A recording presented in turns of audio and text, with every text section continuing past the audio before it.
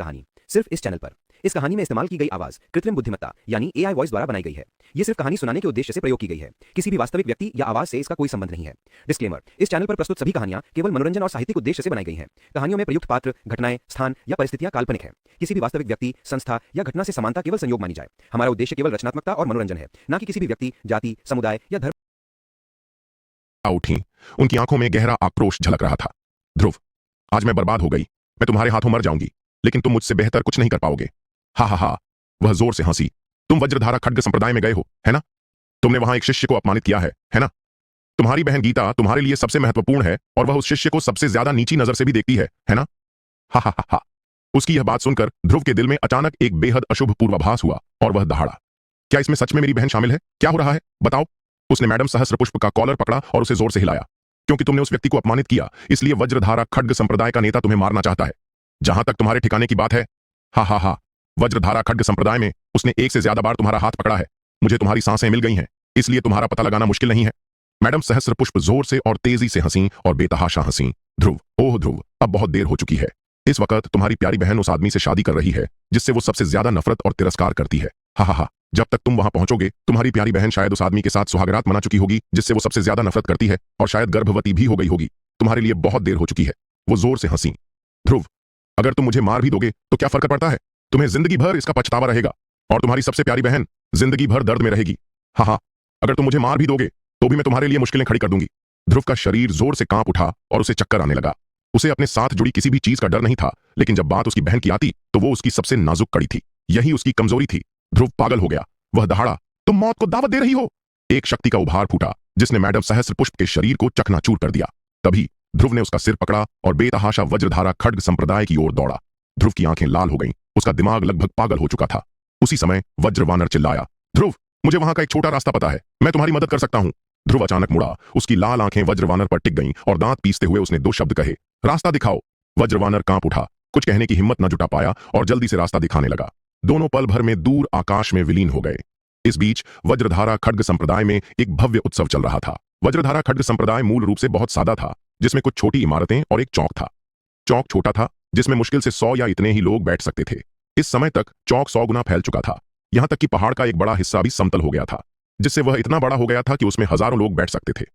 चौक के बीचों बीच एक ऊंचा मंच बनाया गया था जिस पर दर्जनों आलीशान कुर्सियां रखी थीं। मंच के नीचे भी कई कुर्सियां थीं। मंच पर पहले से ही लोगों की भीड़ थी। ज्यादातर लोग बेहद कुशल योद्धा थे जो तरह तरह के परिधान पहने हुए थे और हर उम्र के थे। एक नजर में उनकी संख्या कम से कम 10,000 रही होगी। उनमें से दर्जनों शाही अधिकारियों की वेशभूषा में थे। विशाल चौक के चारों ओर व्यवस्था बनाए रखने के लिए हजारों सैनिक भी तैनात थे। सब कुछ एकदम व्यवस्थित था। अरे भाई लोकेश, आप भी यहां हैं? भीड़ के बीच से गुजर रहे एक अधेड़ उम्र के आदमी ने कुछ ही दूरी पर एक शाही हरे रंग के वस्त्र पहने आदमी को देखा। उसकी आंखें चमक उठीं।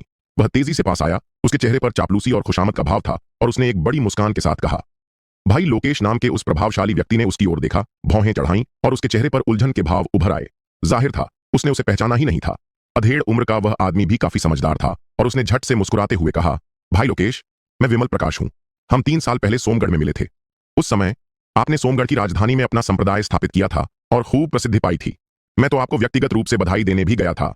ओह, यह आप ही हैं भाई विमल? भाई लोकेश खिलखिलाकर हंस पड़े। उन्होंने मन ही मन उपहास किया। जब मैंने अपना संप्रदाय स्थापित किया था तो हजारों लोग मुझे बधाई देने आए थे। मैं तुम्हें कैसे याद रख सकता हूं? वह जानते थे कि अगर उन्हें उसका नाम भी याद नहीं है तो वह कोई खास हस्ती नहीं होगा। हालांकि चूंकि आज एक खुशी का मौका था, इसलिए उन्होंने अपने असली इरादे जाहिर करने की कोई जरूरत नहीं समझी। वह मुस्कुराते हुए विमल प्रकाश से बातें करते रहे। विमल प्रकाश उनसे मिलकर बहुत खुश लग रहे थे और उन्होंने चापलूसी भरे अंदाज में बात की। उन्होंने बड़ी कुशलता से बात की और भाई लोकेश की स्पष्ट और अप्रत्यक्ष रूप से प्रशंसा की, जिससे भाई लोकेश प्रसन्न हुए और धीरे धीरे उनका व्यवहार नरम पड़ गया। उन्होंने मुस्कुराते हुए पूछा, भाई विमल, मुझे आश्चर्य है कि आप इस बार यहां क्यों हैं? विमल प्रकाश ने तुरंत उत्तर दिया, मैं सोमगढ़ राज्य से व्यापार के सिलसिले में दिव्य युग राजवंश आया था। लौटते समय मुझे वज्रधारा खड्ग संप्रदाय में एक बड़े आयोजन के बारे में पता चला, इसलिए मैं बधाई देने आया हूं। यह सुनकर भाई लोकेश को एहसास हुआ कि वह बिना निमंत्रण के ही चुपके से अंदर घुस गया होगा। उसका अनुमान सही था। विमल प्रकाश सचमुच दयनीय था।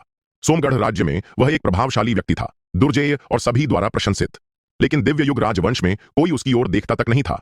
निमंत्रण प्राप्त करने में असमर्थ होने के कारण उसे चुपके से अंदर आना पड़ा। भाई लोकेश ने यह जोर से नहीं कहा, बल्कि भावुक होकर कहा, हाँ, यह सच में हमारे वज्रधारा खड्ग संप्रदाय के लिए एक खुशी का दिन है। हमारा संप्रदाय मूलतः महिला शिष्यों से बना रहा है और पुरुष शिष्य बहुत कम है। और पुरुष और महिला शिष्यों का विवाह और एक साथ होना अत्यंत दुर्लभ है। ऐसा 100 वर्षों में केवल इसी बार हुआ है। मैं ऐसे भव्य आयोजन में कैसे ना आऊं? उनके चेहरे पर पुरानी यादें ताजा हो गईं और उन्होंने कहा, 50 साल पहले जब मैं यहां शिक्षा ले रहा था, हमारी पीढ़ी के शिष्यों में 73 महिला शिष्याएं और केवल 4 पुरुष शिष्य थे। विमल प्रकाश ने अपनी आवाज धीमी की और धीरे से हंसे। तो भाई लोकेश, आप बहुत भाग्यशाली हैं। भाई लोकेश हंसे और हाथ हिलाया। बाद में मैं यहां से चला गया और अपना संप्रदाय स्थापित किया, लेकिन मैं संप्रदाय की साधना की दयालुता को कभी नहीं भूला। तो इस बार निमंत्रण पाकर मैं दूर से ही जल्दी से चला आया। सच में विमल प्रकाश को यह नहीं पता था कि भाई लोकेश भी अपनी ही प्रशंसा कर रहे थे। अपनी शक्ति के बल पर वह निमंत्रण पाने के भी योग्य नहीं था। वह कोई सच्चा शिष्य तो था ही नहीं, बस नाम मात्र का शिष्य था, यहां तक कि संप्रदाय का सदस्य भी नहीं। हालांकि विमल प्रकाश को स्वाभाविक रूप से यह बात पता नहीं थी। वे दोनों सोमगढ़ राज्य में उच्च पदस्थ व्यक्ति थे, फिर भी उन्हें निमंत्रण नहीं मिल सका। यह भव्य अवसर स्पष्ट था। सच में दिव्य युग राजवंश के उच्च पदों पर आसीन लोग भी यदि इधर उधर घूमते तो आश्चर्यचकित रह जाते। स्पष्टतः यहां उपस्थित भीड़ में मुख्यतः दिव्य युग राजवंश के प्रमुख व्यक्ति शामिल थे। साधारण विशेषज्ञों को भी बैठने की जगह नहीं थी।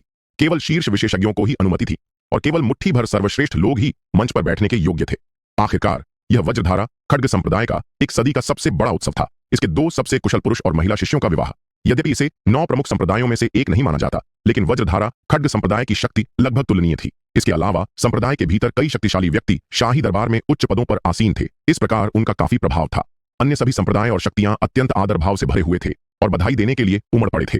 विमल प्रकाश ने ऊपर की ओर देखा और कहा, यह आयोजन वाकई शानदार है। 9 प्रमुख संप्रदायों में से 8 आ चुके हैं और हर संप्रदाय के 2-2 नेता यहां मौजूद हैं। उनकी आंखों में गहरी प्रशंसा झलक रही थी। यह सचमुच एक ऐतिहासिक मिशन है, ऐसा कुछ जो आप आमतौर पर नहीं देखते। भाई लोकेश ने प्रशंसा में सिर हिलाया। अचानक उन्होंने अपनी ठुड्डी उठाई, मंच की ओर इशारा किया और पूछा, क्या आप उस व्यक्ति को देख रहे हैं? विमल प्रकाश ने जिस दिशा में इशारा किया था, वहां एक दुबला पतला सुंदर व्यक्ति खड़ा दिखाई दिया, जिसने एक उच्च पदस्थ अधिकारी के दरबारी वस्त्र पहने हुए थे।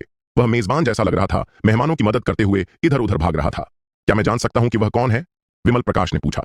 भाई लोकेश ने कहा, वह महापंडित ललित हैं, दरबार के एक वरिष्ठ अधिकारी और वज्रधारा खड्ग संप्रदाय के सबसे प्रतिष्ठित शिष्यों में से एक। वह सच में मेरे चाचा हैं। दरबार में उनका बहुत प्रभाव है। वैसे ध्रुव, क्या तुमने उनके बारे में सुना है? उसने रहस्यमय ढंग से विमल प्रकाश को आंख मारी। जाहिर है मैंने उसके बारे में सुना है। विमल प्रकाश का चेहरा गर्व से चमक उठा। दिव्य युग राजवंश में हर कोई ध्रुव के बारे में जानता है। वह व्यक्ति जो धूमकेतु की तरह उभरा है, जिसकी ताकत बेजोड़ है, जिसे दिव्य युग राजवंश का सबसे प्रतिभाशाली युवक माना जाता है और जिसकी प्रतिभा बेजोड़ है। वह चिल्लाया, ध्रुव हम सोमगढ़ के लोगों में से है। उसकी आवाज इतनी तेज थी कि आसपास के कई लोग सुन सकते थे। यह सुनकर उसके पीछे खड़े लोगों ने कोई आरोप लगाने वाला भाव नहीं दिखाया, बल्कि जिज्ञासा से उन्हें देखने लगे। विमल प्रकाश के चेहरे पर गर्व का भाव था। अगर मैंने पहले इतनी जोर से यह कहने की हिम्मत की होती कि मैं सोमगढ़ राज्य से हूं, तो मुझे डर है कि बहुत से लोग मेरे साथ बदतमीजी से पेश आते या मुझे सबक भी सिखाते। कम से कम वे मुझे नीचा दिखाते। लेकिन अब जब ध्रुव यहां है तो वे यह सुनकर कुछ नहीं कहेंगे। ध्रुव ने हमें यही बड़ा सम्मान दिलाया है। मैंने तो यह भी सुना है, उसने धीमी आवाज में कहा, कि ध्रुव सम्राटों को भी पद से हटा सकता है और सिंहासन पर बिठा सकता है। तुम्हें इतना चुप रहने की जरूरत नहीं है। भाई लोकेश मुस्कुराए और बोले, यह एक ऐसा राज है जो दिव्य युग राजवंश में सबको पता है। भाई लोकेश को भी बहुत गर्व हुआ। हालांकि ध्रुव युवा है, वह मेरी पीढ़ी के योद्धाओं के लिए एक आदर्श है। उन्होंने मुस्कुराते हुए कहा, महापंडित ललित ने अतीत में ध्रुव की मदद की थी, इसलिए ध्रुव के उत्थान के बाद दरबार में महापंडित ललित की शक्ति और भी स्थिर हो गई है। क्या तुम सोमगढ़ और दिव्य युग राजवंश के बीच व्यापार नहीं करते? अगर तुम उसे जान सको तो यह तुम्हारे भविष्य के लिए बेहद फायदेमंद होगा। विमल प्रकाश का दिल अचानक धड़क उठा और उसने जल्दी से झुककर गंभीरता से कहा, भाई लोकेश, आपकी सलाह के लिए धन्यवाद। भाई लोकेश ने अपनी दाढ़ी घुमाई और संयमित भाव से मुस्कुराए। वह विमल प्रकाश को सिर्फ इसलिए सलाह दे रहे थे क्योंकि वे दोनों सोमगढ़ के लोग थे। भविष्य में वह ऐसा कर पाएगा या नहीं, यह तो विमल प्रकाश पर ही निर्भर था। वे बातें कर ही रहे थे कि अचानक आसमान से हवा के टूटने की तेज आवाज सुनाई दी। 1 दर्जन से ज्यादा आकृतियां तेज गति से उनकी ओर झपटी। हर आकृति उल्कापिंड की तरह आकाश में एक चमकदार छाप बना रही थी, जिससे अत्यधिक प्रकाश और ऊष्मा फैल रही थी। हर आकृति प्रकाश के एक चमकदार गोले की तरह थी, जो बेहद तेज गति से मंच की ओर गिर रही थी। लेकिन जैसे ही वे जमीन पर उतरने वाले थे, वे अचानक पहाड़ जितने भारी से पंख जितने हल्के होकर सीधे मंच पर तैरते हुए आ गए। यह दृश्य देखकर विमल प्रकाश ने मुंह खोला और आश्चर्य से कहा, क्या ये वही शक्तिशाली प्राणी हैं जो आकाश के तारों जितने शक्तिशाली हैं? हाँ हैं, भाई लोकेश ने स्वप्निल स्वर में कहा। ये 8 प्रमुख संप्रदायों और अन्य प्रमुख शक्तियों के शक्तिशाली प्राणी हैं। आए हुए दर्जनों लोगों में से ज्यादातर काफी बूढ़े थे। कईयों के बाल और दाढ़ी सफेद हो रही थीं और वे बूढ़े और कमजोर दिख रहे थे। वे प्रमुख संप्रदायों के कुछ सर्वोच्च बुजुर्ग थे और उनमें से कुछ ऐसे भी थे जिन्हें ध्रुव यहां होता तो जरूर पहचान लेता। पता चला कि ये सभी लोग पहले भी ध्रुव के खिलाफ लड़ चुके थे। वे 8 प्रमुख संप्रदायों के शक्तिशाली प्राणी थे जिन्हें ध्रुव ने नहीं मारा था। नीचे खड़ी भीड़ ने आश्चर्य से कहा, 8 प्रमुख संप्रदायों के गुरु आ गए हैं। हाँ, लगता है भव्य समारोह शुरू होने वाला है। कई लोग मंच पर बड़े उत्साह से देख रहे थे। इस बीच महापंडित ललित ने सभी को अपनी जगह पर बैठने की व्यवस्था की और फिर जोर से घोषणा की, सभी, आज हमारे वज्रधारा खड्ग संप्रदाय के लिए सदी में एक बार होने वाला भव्य समारोह है। हमारे दो सबसे शक्तिशाली शिष्य गीता और यशपाल आज विवाह बंधन में बंधेंगे। अब से वे निश्चित रूप से वज्रधारा खड्ग संप्रदाय का समर्थन करेंगे। उन्होंने ये शुभ शब्द कहे, लेकिन उनके चेहरे पर एक भी मुस्कान नहीं थी। उनकी निगाहें बर्फ जैसी ठंडी थीं। महापंडित ललित को ध्रुव और गीता के रिश्ते के बारे में कैसे पता नहीं था। जब उनकी बड़ी बहन गुरुमाता किरण ने उन्हें बताया कि उन्हें समारोह की अध्यक्षता के लिए आमंत्रित किया जा रहा है, तो वे अविश्वास और क्रोध से भर गए। उनका और ध्रुव का घनिष्ठ संबंध था, और अब न केवल उनकी बड़ी बहन उस महिला से शादी करवा रही थी जिससे ध्रुव प्यार करता था, बल्कि उनसे समारोह की अध्यक्षता करने की भी उम्मीद की जा रही थी। वे कैसे मान सकते थे?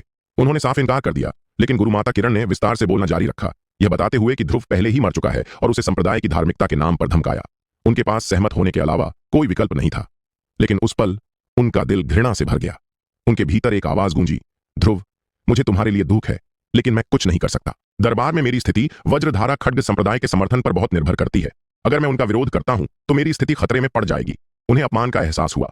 उन्होंने जल्दी से अपनी बात समाप्त की और भीड़ ने तालियों की गड़गड़ाहट से उनका स्वागत किया। फिर महापंडित ललित ने उदासीनता से घोषणा की, अगले, कृपया नए जोड़े का स्वागत करें। अनुष्ठान संगीत की ध्वनि अचानक सुनाई दी, जो बहुत शुभ थी। अगले ही पल ऊंचे मंच के पीछे हवा से धीरे धीरे एक सीढ़ी उभरी जो बादलों के ऊपर आकाश की ओर जाती थी। सीढ़ियों से 3 लोग धीरे धीरे नीचे उतरे। एक दयालु चेहरे वाली अधेड़ उम्र की महिला बीच में चल रही थी और उसने क्रमशः अपने बाएं और दाएं हाथों में एक एक व्यक्ति को पकड़ रखा था। बाईं ओर लगभग 20 साल का एक सुंदर पुरुष था, जिसकी तीखी भौहें और चमकदार आंखें थीं। यह अफसोस की बात थी कि उसकी आंखों में समय समय पर क्रूरता की झलक दिखाई देती थी, जिससे उसका असली रूप प्रकट हो जाता था। अपने दाहिनी ओर वह एक महिला को पकड़े हुए था। महिला का रूप सुंदर था और वह बेहद ठंडी लग रही थी। इस समय उसकी आंखें ठंडी और गुस्से से भरी थीं। तीनों लोगों ने चमकीले लाल शुभ वस्त्र पहने हुए थे। वे तीनों नीचे उतरे। बीच में चलने वाली स्वाभाविक रूप से गुरुमाता किरण थी। उसने अचानक महसूस किया कि उसके दाहिने हाथ में जकड़ा हुआ छोटा हाथ हिंसक रूप से संघर्ष कर रहा है। अचानक उसकी निगाहें सिकुड़ गईं। हालांकि वह अब भी मुस्कुरा रही थी, एक ठंडी धमकी भरी आवाज गीता के कानों में पड़ी, छोटी कुतिया, सीधी तरह से मान जाओ, वरना अंजाम बहुत बुरा होगा। अब जब ध्रुव मर चुका है तो कोई ऐसा नहीं है जिस पर तुम भरोसा कर सको। अगर तुम मेरी बात नहीं मानोगी तो मैं तुम्हें बहुत तकलीफ दूंगी। मैं नहीं चाहती थी कि तुम्हारे साथ मिट्टी की कठपुतली जैसा व्यवहार हो, इसलिए मैंने तुम्हारी ऊर्जा धाराओं को सील नहीं किया। मुझे ऐसा करने के लिए मजबूर मत करो। गीता का दिल जोर से कांप उठा और उसका चेहरा और भी ठंडा हो गया, लेकिन उसकी हरकतें अभी भी रुकी हुई थीं। 1 महीने पहले गुरुमाता किरण अचानक गीता के खिलाफ हो गई थी। उसने गीता को कैद कर लिया था, उसे गालियां दी थीं, उसे पीटा था, जिससे उसके शरीर पर चोटें आई थीं। उसने उससे यह भी कहा था कि वह 1 महीने में उसकी शादी यशपाल से कर देगी। गीता को पहले तो यकीन ही नहीं हुआ। उसे यकीन ही नहीं हो रहा था कि यह इंसान, जिसे वह हमेशा मां की तरह मानती थी और जो हमेशा इतनी दयालु रही थी, उसके साथ ऐसा व्यवहार करेगा। वह लगभग टूट ही गई थी, लेकिन पिछले 1 महीने में गीता पूरी तरह से संभल गई थी। वह गुरुमाता किरण का असली चेहरा पूरी तरह समझ गई थी और उसके दिल में अब कोई उदासी या घबराहट नहीं थी। उसे बस गहरा गुस्सा और समस्या के समाधान के बारे में विचार थे। उसने गुरुमाता किरण की बात का मजाक उड़ाया। उसे ध्रुव की ताकत पर पूरा भरोसा था और उसका दृढ़ विश्वास था कि ध्रुव को कोई नहीं मार सकता। ध्रुव के आने से पहले उसे बस अपना ध्यान रखना था ताकि बाद में पछताना न पड़े। जल्द ही वे तीनों ऊंचे मंच पर पहुंच गए। गुरुमाता किरण मुस्कुराई और भीड़ का सामना किया। उसने सबसे पहले ऊंचे मंच पर सभी को सलाम किया, अपनी मुट्ठियां भींची और मुस्कुराते हुए कहा, आप सभी की दयालुता के लिए धन्यवाद। सभी ने स्वाभाविक रूप से अभिवादन का जवाब दिया। फिर उसने दर्शकों की ओर थोड़ा सिर हिलाया और घोषणा की, आज मेरे भतीजे यशपाल के लिए एक खुशी का दिन है। उसका चेहरा दयालुता से भरा था और उसने सच्चे स्नेह से उसे देखा। वह एक विलक्षण प्रतिभा है। इतनी कम उम्र में ही वह युद्ध सम्राट के दायरे में पहुंच गया है। वह हमारे वज्रधारा खड्ग संप्रदाय का सबसे प्रतिभाशाली शिष्य है और उसकी भविष्य की उपलब्धियां असीम हैं। और यह, उसने गीता की ओर देखते हुए कहा। उसके होठों पर अभी भी मुस्कान थी, लेकिन उसकी निगाहों में एक गहरी धमकी थी। गीता सुंदर और बुद्धिमान दोनों है और बेहद प्रतिभाशाली भी। और भी अनोखी बात यह है कि वे एक दूसरे से प्यार करते हैं। आज मैं उसकी शादी यशपाल से करवा दूंगी। उसने दोनों को स्वीकृति और मुस्कान से देखा। तुम दोनों को एक दूसरे का साथ देना चाहिए और हमारे वज्रधारा खड्ग संप्रदाय को गौरवान्वित करना चाहिए, यशपाल ने जोर से कहा। हाँ चाची, चिंता मत करो। वह इस पल आत्मविश्वास से भर गया था। न केवल उसकी ताकत वापस आ गई थी, बल्कि वह एक खूबसूरत महिला से शादी भी कर रहा था। वह बहुत खुश था। गीता ने बिना किसी विरोध के हल्के से सिर हिलाकर उसकी बात मान ली। यह देखकर गुरुमाता किरण ने संतुष्टि से सिर हिलाया, फिर ऊंची आवाज में घोषणा की, शुभ घड़ी आ गई है। दूल्हा दुल्हन को स्वर्ग और पृथ्वी को प्रणाम करना चाहिए। दर्शकों में सभी दंग रह गए। लगता है वे जल्दी में हैं। हाँ, वे इसे पूरा करने के लिए उत्सुक लग रहे हैं। हालांकि सभी के मन में बस एक हल्का सा संदेह था, लेकिन किसी ने भी इसे जोर से कहने की हिम्मत नहीं की। वे बस जयकारे लगाने लगे। जयकारों की इन लहरों के बीच अनुष्ठान संगीत की ध्वनि हवा में गूंज उठी। फिर गीता और यशपाल एक दूसरे के सामने आए और अगले ही पल वे स्वर्ग और पृथ्वी को प्रणाम करने वाले थे। गुरुमाता किरण ने यह दृश्य खुशी से देखा और मंच पर मौजूद ज्यादातर लोग भी मुस्कुरा दिए। अचानक दूर से असीम क्रोध से भरी एक स्पष्ट आवाज गूंजी, तुम शादी करना चाहते हो? क्या तुमने मुझसे पूछा है? यह आवाज एक गड़गड़ाहट की तरह गिरी। गूंजती हुई आवाज ने भीड़ को हिला दिया और निम्न स्तर के कुछ लोग जमीन पर गिर पड़े। उनके कानों से खून बह रहा था और उन्हें चक्कर आ रहे थे। सब चौंक गए। यह कौन है? कोई यहां काम बिगाड़ने आया है? गुरु माता किरण, महापंडित ललित और मंच पर मौजूद बाकी सभी लोग चौंक गए, मानो उन्हें अभी अभी कुछ एहसास हुआ हो। सबने आवाज की दिशा में देखा और फिर एक आकृति को आते देखा। यह व्यक्ति लंबा और सुंदर था, जिसका चेहरा बर्फ की तरह ठंडा था और एक खौफनाक जानलेवा इरादे से भरा हुआ था। वह पल भर में वहां पहुंच गया, तेजी से मंच के सामने पहुंचा और उसके ऊपर तैरने लगा। इसी समय मंच पर खड़ी गीता की नजर भी ध्रुव पर पड़ी। वह इतनी खुश थी कि खुशी से उछल पड़ी और उसका दिल खुशी से भर गया। उसने अचानक अपना सिर घुमाया और ध्रुव की ओर देखा और खुशी से चीख पड़ी, छोटे भाई तुम यहां हो। ध्रुव ने भी गीता की ओर देखा, उसका दिल खुशी से भर गया। मुझे देर नहीं हुई है, मुझे अभी देर नहीं हुई है, वह चिल्लाया। बड़ी बहन, मैं तुम्हें बचाने आया हूं। चिंता मत करो, मैं यहां हूं। कोई भी तुम्हें ऐसा कुछ करने के लिए मजबूर नहीं कर सकता जो तुम्हें पसंद न हो। गीता ने ध्रुव की ओर देखते हुए जोर से सिर हिलाया। उसकी आंखें खुशी से भरी थीं और आंसू बह रहे थे। उसके दिल की घबराहट, बेचैनी और डर बिना किसी निशान के गायब हो गए थे और उनकी जगह मन की शांति और सुरक्षा का एक अवर्णनीय एहसास आ गया था। ध्रुव के आसपास होने पर मानो सब कुछ मौजूद था। ध्रुव के आसपास होने पर उसे चिंता करने की कोई बात नहीं थी। ओह, यह ध्रुव है। गुरुमाता किरण ने ध्रुव को देखा। उसकी आंखें एक पल में कई बार बदल गईं और उसका दिल पल भर के लिए घबरा गया। वह ध्रुव की ताकत को अच्छी तरह जानती थी और उसने कभी ध्रुव के वापस आने की उम्मीद नहीं की थी। उसे याद आया कि मैडम सहस्त्रपुष्प ने उससे क्या कहा था, चिंता मत करो, मैं ध्रुव को जरूर मार डालूंगी, बस निश्चिंत रहो। मैडम सहस्त्रपुष्प के शब्दों की वजह से ही उसने आज शादी करने की हिम्मत की थी, क्योंकि उसे यकीन था कि ध्रुव पूरी तरह से मर चुका है, इसलिए उसे कोई हिचक नहीं थी। अप्रत्याशित रूप से ध्रुव मरा नहीं था, लेकिन वह बेहद षड्यंत्रकारी थी। एक पल में उसने दयालु चेहरा बनाया, ध्रुव की ओर देखा, मुस्कुराई और बोली, ओह, यह ध्रुव है। क्या तुम भी अपनी बड़ी बहन की शादी में शामिल होने आए हो? विवाह समारोह। कहते ही गुरु माता किरण को अचानक होश आया और उन्होंने चारों ओर नजर दौड़ाई। दर्जनों शक्तिशाली योद्धा उनका साथ देने के लिए वहां मौजूद थे। उनमें से एक भी ध्रुव का साथ नहीं देगा। इस विचार ने उनके हृदय को तुरंत शांत कर दिया और उन्हें अचानक साहस का संचार हुआ। ध्रुव कौन है? इतने सारे स्वामियों के सामने वह कुछ भी नहीं है। कोई भी उसे आसानी से कुचल सकता है, तो मैं उससे क्यों डरूं? उनका हृदय साहस से भर गया और उनके शब्द तुरंत क्रूर हो गए। मुस्कुराते हुए भी उनके शब्द बेहद कठोर थे। ध्रुव, कृपया बैठ जाइए। ये तुम्हारी बड़ी बहन है, तुम्हारा इससे बहुत गहरा रिश्ता है, तुम्हें इसकी शादी को ध्यान से देखना चाहिए, उन्होंने ध्रुव को घूरते हुए कहा। ध्रुव उन्हें गौर से देख रहा था। उसकी निगाहें एक भयंकर हत्या के इरादे से चमक रही थीं। यह औरत सचमुच साजिश रच रही है। जब हम पहली बार मिले थे तो मुझे अंदाजा भी नहीं था कि वह इतनी क्रूर है। इस समय ध्रुव के दिल में एक आवाज गूंजी, मैं उसे मार डालूंगा, मैं उसे मार डालूंगा। ध्रुव को आते देख यशपाल का चेहरा तुरंत बदल गया, लेकिन जल्द ही वह पलटकर उन लोगों की ओर देखने लगा जो उसका समर्थन कर रहे थे। हिम्मत जुटाकर उसने ध्रुव को देखा और व्यंग्यात्मक लहजे में कहा, ध्रुव, तुम यहां हो? ओह, गीता ने मुझे तुम्हारे अतीत के बारे में बहुत कुछ बताया था। कहा था कि तुम दोनों प्यार में थे, कि तुम्हारा एक समय कितना अच्छा रिश्ता था, लेकिन दुर्भाग्य से। उसने अपनी ठुड्डी उठाई, ध्रुव को चुनौती भरे अंदाज में देखते हुए कहा, अब वह मेरी है, वह मुझसे शादी कर रही है और तुम दुल्हन के कमरे के बाहर बस इंतजार कर सकते हो और अपने दिल में तड़प सकते हो, है ना? उसने आत्मसंतुष्ट हंसी के साथ कहा। उसी समय उसने हाथ बढ़ाया गीता को अपनी बाहों में लेने के लिए, लेकिन गीता ने अपना हाथ बढ़ाया और घृणा से उसे दूर धकेल दिया। यह दृश्य देखकर दर्शक उत्साह से भर गए और उनकी आवाजें तेज हो गईं। लगता है इस शादी में कुछ गड़बड़ है। हाँ, गीता यशपाल से शादी करने को लेकर बहुत अनिच्छुक लग रही है, लेकिन उसके पास कोई चारा नहीं है। लगता है गीता और ध्रुव एकदम सही जोड़ी हैं, दर्शकों में से किसी ने पूछा। क्या आपको लगता है कि ध्रुव विरोध करेगा? क्या वह आज सिर्फ गीता को वापस छीनने के लिए यहां है? मुझे नहीं लगता, किसी ने साफ शब्दों में कहा। क्या आप नहीं देख रहे कि मंच पर कितने लोग बैठे हैं? ये सभी 8 प्रमुख संप्रदायों के शक्तिशाली योद्धा हैं। उनमें से कोई भी ध्रुव को कुचलकर मार सकता है। ध्रुव, उनके सामने कुछ भी नहीं है। ध्रुव विरोध करने की हिम्मत कैसे कर सकता है? ये सब लोग यशपाल का समर्थन करने के लिए यहां हैं। अगर ध्रुव विरोध करता है तो वह आज जरूर मर जाएगा। बिल्कुल सही। सभी ने ध्रुव की ओर देखते हुए सिर हिलाया और आह भरते हुए सहमति जताई। उनमें से किसी को भी उम्मीद नहीं थी कि ध्रुव विरोध करेगा। दूसरों की बातें सुनकर यशपाल और भी ज्यादा निडर और उत्साहित हो गया। वह खिलखिलाकर हंसा और गीता को फिर से पकड़ने के लिए आगे बढ़ा। गीता ने फिर से आगे बढ़कर उसका पंजा झटक दिया। यशपाल के हाव भाव अचानक बदल गए। उसके चेहरे पर एक क्रूर भाव उभर आया और उसके गाल धड़क रहे थे।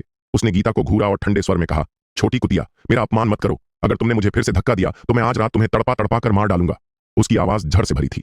इस बीच ध्रुव ने उसे ठंडी निगाहों से घूरा और कहा, यशपाल, अगर तुमने मेरी बड़ी बहन को फिर से छूने की भी हिम्मत की तो मैं तुम्हारा हाथ तोड़ दूंगा। यशपाल एक पल के लिए स्तब्ध रह गया, फिर तिरस्कार भरी हंसी हंसा। ध्रुव, क्या तुम सपना देख रहे हो? तुम खुद को क्या समझते हो? अगर तुम यहां जंगलीपन दिखाना चाहते हो तो कम से कम अपनी औकात तो देखो। ध्रुव द्वारा उसकी साधना को अपंग कर देने के बाद वह लगभग टूट ही गया था। बाद में जब गुरु माता किरण ने मैडम सहस्त्रपुष्प से उसे बचाने के लिए कहा तो उसकी ताकत बढ़ गई और उसका आत्मविश्वास भी बढ़ गया। अब इतने सारे लोगों का समर्थन पाकर वह तुरंत घमंडी और अहंकारी हो गया। उसी क्षण गुरु माता किरण ने ध्रुव को घूरते हुए ठंडे स्वर में कहा, ध्रुव, बस। चूंकि गीता हमारे संप्रदाय में शामिल हो गई है, वह हमारे वज्रधारा खड्ग संप्रदाय की सदस्य है। यह हमारा निजी मामला है। अगर तुम नहीं देखना चाहते तो यहां से चले जाओ। अगर देखना चाहते हो तो चुपचाप यहां रहो। क्या तुम्हें सच में लगता है कि कोई तुम्हें मारने की हिम्मत नहीं करेगा? उसकी आवाज धमकियों से भरी हुई थी। उसकी राय में भले ही उसकी सबसे खास समर्थक मैडम सहस्त्रपुष्प दूर हो, लेकिन दूसरों की मौजूदगी ही काफी थी। ध्रुव कभी भी जल्दबाजी में कोई कदम उठाने की हिम्मत नहीं करेगा। यशपाल खिलखिलाकर हंसा और गीता को गले लगा लिया। गीता की आंखों में झुंझलाहट चमक उठी। ध्रुव ने यह क्षण देखकर उपहास किया। अगले ही क्षण सभी ने एक सफेद रोशनी की चमक देखी, जिसके बाद एक तीखी चीख सुनाई दी। क्या हुआ? क्या ध्रुव ने कोई हरकत की? उन्होंने घबराहट में पूछा। ध्रुव की गति इतनी तेज थी कि वे कुछ भी साफ नहीं देख पा रहे थे। जब उन्होंने देखा तो उन्होंने जमीन पर एक खून से लथपथ हाथ पड़ा देखा। इस क्षण यशपाल अपना हाथ पकड़कर दर्द से चीख रहा था। उसका बायां हाथ जड़ से कट गया था। ध्रुव मुस्कुराया, हाथ हिलाया और शांति से बोला, जैसा मैंने कहा था, अगर तुमने मुझे दोबारा छूने की हिम्मत की तो मैं तुम्हारा हाथ तोड़ दूंगा। मैं ध्रुव अपनी बात रखता हूं। यशपाल चीखा, आह, मेरा हाथ टूट गया, मेरा हाथ टूट गया, बहुत दर्द हो रहा है, बहुत दर्द हो रहा है। सभी के चेहरे बदल गए। किसी ने उम्मीद नहीं की थी कि ध्रुव उस पर हमला करेगा। और तो और हमला इतना क्रूर था कि यशपाल का हाथ तुरंत अलग हो गया। गुरु माता किरण के चेहरे के भाव अचानक बदल गए। उनका दिल टूट गया। वह दहाड़ी, ध्रुव, तुमने ऐसा करने की हिम्मत कैसे की? तुम बहुत दुस्साहसी हो। तुम आज यहां से जिंदा नहीं बच पाओगे। तुम वज्रधारा खड्ग संप्रदाय और इस मंच पर मौजूद सभी शक्तिशाली योद्धाओं को भड़का रहे हो। वह सोच समझकर ऐसा कर रही थी ताकि ध्रुव तुरंत सबके सामने उलझ जाए। ध्रुव ने मुस्कुराते हुए उनकी तरफ देखा और धीरे से कहा, और भी लोग हैं जो यहां से नहीं जा सकते, और ऐसे बहुत से लोग हैं जो आज यहां से जिंदा नहीं जा सकते, लेकिन मैं उनमें से बिल्कुल नहीं हूं। ध्रुव की आवाज आत्मविश्वास से भरी थी। गुरुमाता किरण दहाड़ती रहीं, मैं तुम्हें मार डालूंगी। वह उठकर हमला करने ही वाली थी। हालांकि ध्रुव ने उनकी तरफ देखा तक नहीं। वह धीरे से आगे बढ़ा और गीता को अपनी बाहों में उठा लिया। वह मुस्कुराया और बोला, चिंता मत करो बड़ी बहन, आज मेरे यहां होने से तुम्हें कोई छू नहीं सकता। फिर उसने अचानक उस समूह की ओर देखा। वे 8 प्रमुख संप्रदायों के शक्तिशाली व्यक्ति थे। उनमें से कई 8 प्रमुख संप्रदायों के एकमात्र बचे हुए नेता थे जो ध्रुव के हाथों मारे जाने से बच गए थे। उन्होंने ध्रुव को स्थिर और गंभीर दृष्टि से देखा। ध्रुव अचानक मुस्कुराया और बोला, मुझे लगता है कि इन लोगों में कोई महत्वपूर्ण व्यक्ति गायब है। लगता है वह मैडम सहस्त्रपुष्प है। वह क्यों नहीं आई? महल की पोशाक में एक खूबसूरत महिला ने भौहें चढ़ाई। उसका सुंदर चेहरा बर्फ की तरह ठंडा था। उसने ध्रुव को घूरा और उसे ठंडे स्वर में डांटा, क्या तुम हमारे महल की स्वामिनी के ठिकाने के बारे में पूछने के योग्य हो? तुम खुद को क्या समझते हो? ध्रुव की आंखें ठंडी हो गईं और वह उसकी ओर देखने के लिए मुड़ा। अगले ही पल एक सफेद रोशनी अचानक चमक उठी। सभी ने अचानक चटकने की आवाजों की एक घनी श्रृंखला सुनी। महल की पोशाक में महिला अचानक एक तीखी चीख के साथ जमीन पर गिर पड़ी। उसने अपना चेहरा ढंक लिया और दर्द से कराह उठी। सबने देखा कि उसका चेहरा सूअर के सिर की तरह फूल गया था और उसका मुंह लगभग चकनाचूर हो गया था और उसके सारे दांत टूट गए थे। उसके मुंह से खून बह रहा था। उसने ध्रुव को डरी हुई नजरों से देखा। अब उसमें पहले जैसा अहंकार और तिरस्कार नहीं था। ध्रुव मुस्कुराया और बोला, अगर तुमने कुछ और बदतमीजी की तो मैं तेरी जबान काट दूंगा। उस औरत की हिम्मत नहीं हुई कि वह कोई जवाब दे। हालांकि कुछ लोगों ने तिरस्कार से उसका मजाक उड़ाया। ध्रुव वाकई नासमझ है। उसने अभी अभी वज्रधारा खड्ग संप्रदाय को भड़काया था और अब सहस्त्रपुष्प महल पर हमला करने की हिम्मत कर रहा है। उसने सहस्त्रपुष्प महल के किसी व्यक्ति को घायल कर दिया है और अब उसने एक साथ 2 बड़े संप्रदायों को नाराज कर दिया है। आज उसकी मौत तय है। यह सही है। ध्रुव वाकई लापरवाह है और उसके पास जरा भी दिमाग नहीं है। वह इतनी मूर्खतापूर्ण हरकत भी कर सकता है। ध्रुव ने भौहें चढ़ाई और ठंडे स्वर में कहा, चुप रहो। इसके साथ ही सफेद रोशनी की एक और चमक कौंधी और एक तीखी चीख गूंजी जो अगले ही पल एक दर्दनाक कराह में बदल गई। मांस के 2 लहूलुहान टुकड़े जमीन पर गिर पड़े। ध्रुव का मजाक उड़ाने वाले दोनों आदमियों के मुंह से खून बह निकला। सबकी आंखें अचानक चमक उठीं। ध्रुव ने तो उनकी जीभें काट ली थीं। कितना निर्दयी कदम था। ध्रुव की आंखें उनके चेहरों पर घूम गईं और वह मंद मंद मुस्कुराया। जब तुम शोर मचाते हो तो यही होता है। ध्रुव अचानक मंद मंद मुस्कुराया और बोला, मुझे लगता है मुझे पता है मैडम सहस्त्रपुष्प कहां है।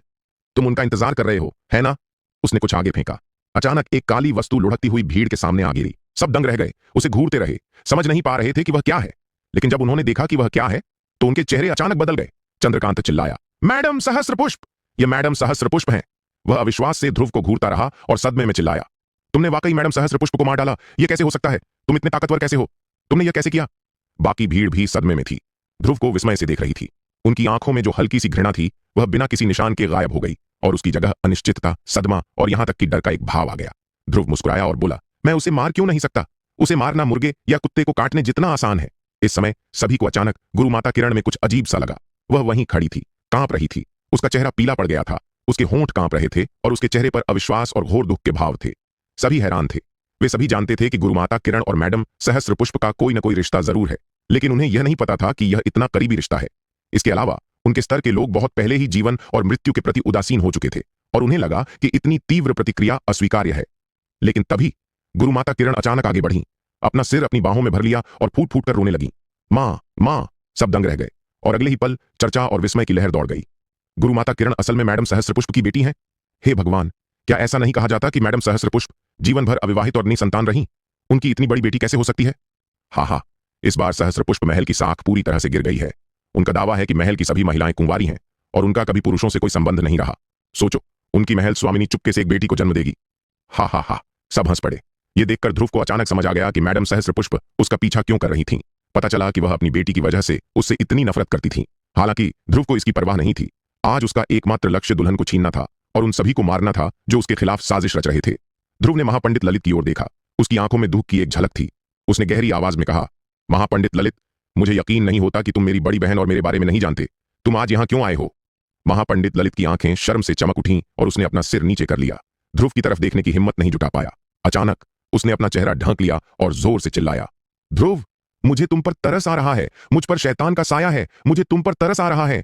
मेरी जान जब चाहो ले लो। ये कहते ही उसका चेहरा चमका और वह गायब हो गया। ध्रुव ने सिर हिलाया और धीरे से आह भरी। अब वह उन बातों में नहीं पड़ना चाहता था। आखिरकार सामने वाले के मन में उसके लिए गहरी भावनाएं थीं, लेकिन ध्रुव इस व्यक्ति के साथ फिर कभी नहीं जुड़ेगा। इस घटना ने ध्रुव का दिल तोड़ दिया था। फिर ध्रुव ने सबकी तरफ देखा। उसका मुंह थोड़ा सा फड़क रहा था और उसने एक ठंडी मुस्कान निकाली। उनकी ओर देखते हुए उसने धीरे से कहा, गुरु माता किरण, यशपाल और तुम सब जिन्होंने मेरी पीठ पीछे मेरे खिलाफ साजिश रची और मुझे मारना चाहते थे, तुम सब मौत के लायक हो। अगले ही पल वहां सन्नाटा छा गया। सब चुप थे। चंद्रकांत अचानक चिल्लाया, सब लोग, इस बदमाश ने तुम्हें धोखा दिया है। ये बदमाश मैडम सहस्त्रपुष्प को हरगिज नहीं मार पाएगा। उसे शायद पता नहीं होगा कि मैडम सहस्त्रपुष्प की मौत क्यों हुई, इसीलिए उसने बस उसका सिर ही निकाल लिया। वह जरूर झूठ बोल रहा है। यह सही है, रंजीत भी जोर से बोला। शायद तुम्हें यह पता न हो, लेकिन मैं अच्छी तरह जानता हूं कि ध्रुव पहले भी गंभीर रूप से घायल हो चुका है और अभी तक ठीक नहीं हुआ है। उसकी ताकत पहले से बहुत कम हो गई है। इसके अलावा वह अभी 20 साल का ही है। मैडम सहस्त्रपुष्प एक शक्तिशाली व्यक्ति हैं, जिन्होंने सैकड़ों वर्षों तक अभ्यास किया है और 5 सितारा युद्ध सम्राट के शिखर तक पहुंची है। ध्रुव उसे कैसे मार सकता है? उसकी बातें सुनकर सभी के चेहरे पर अचानक तनाव कम हो गया। ज्यादातर लोगों को उसकी बातों पर यकीन हो गया था। कई लोगों ने सिर हिलाया और कहा, यह सही है, ध्रुव उसे कैसे मार सकता है? इस ध्रुव ने शायद मैडम सहस्त्रपुष्प की दूसरे ताकतवर दुश्मनों से लड़ाई का फायदा उठाया है। वो उनका कोई मुकाबला नहीं कर सकता।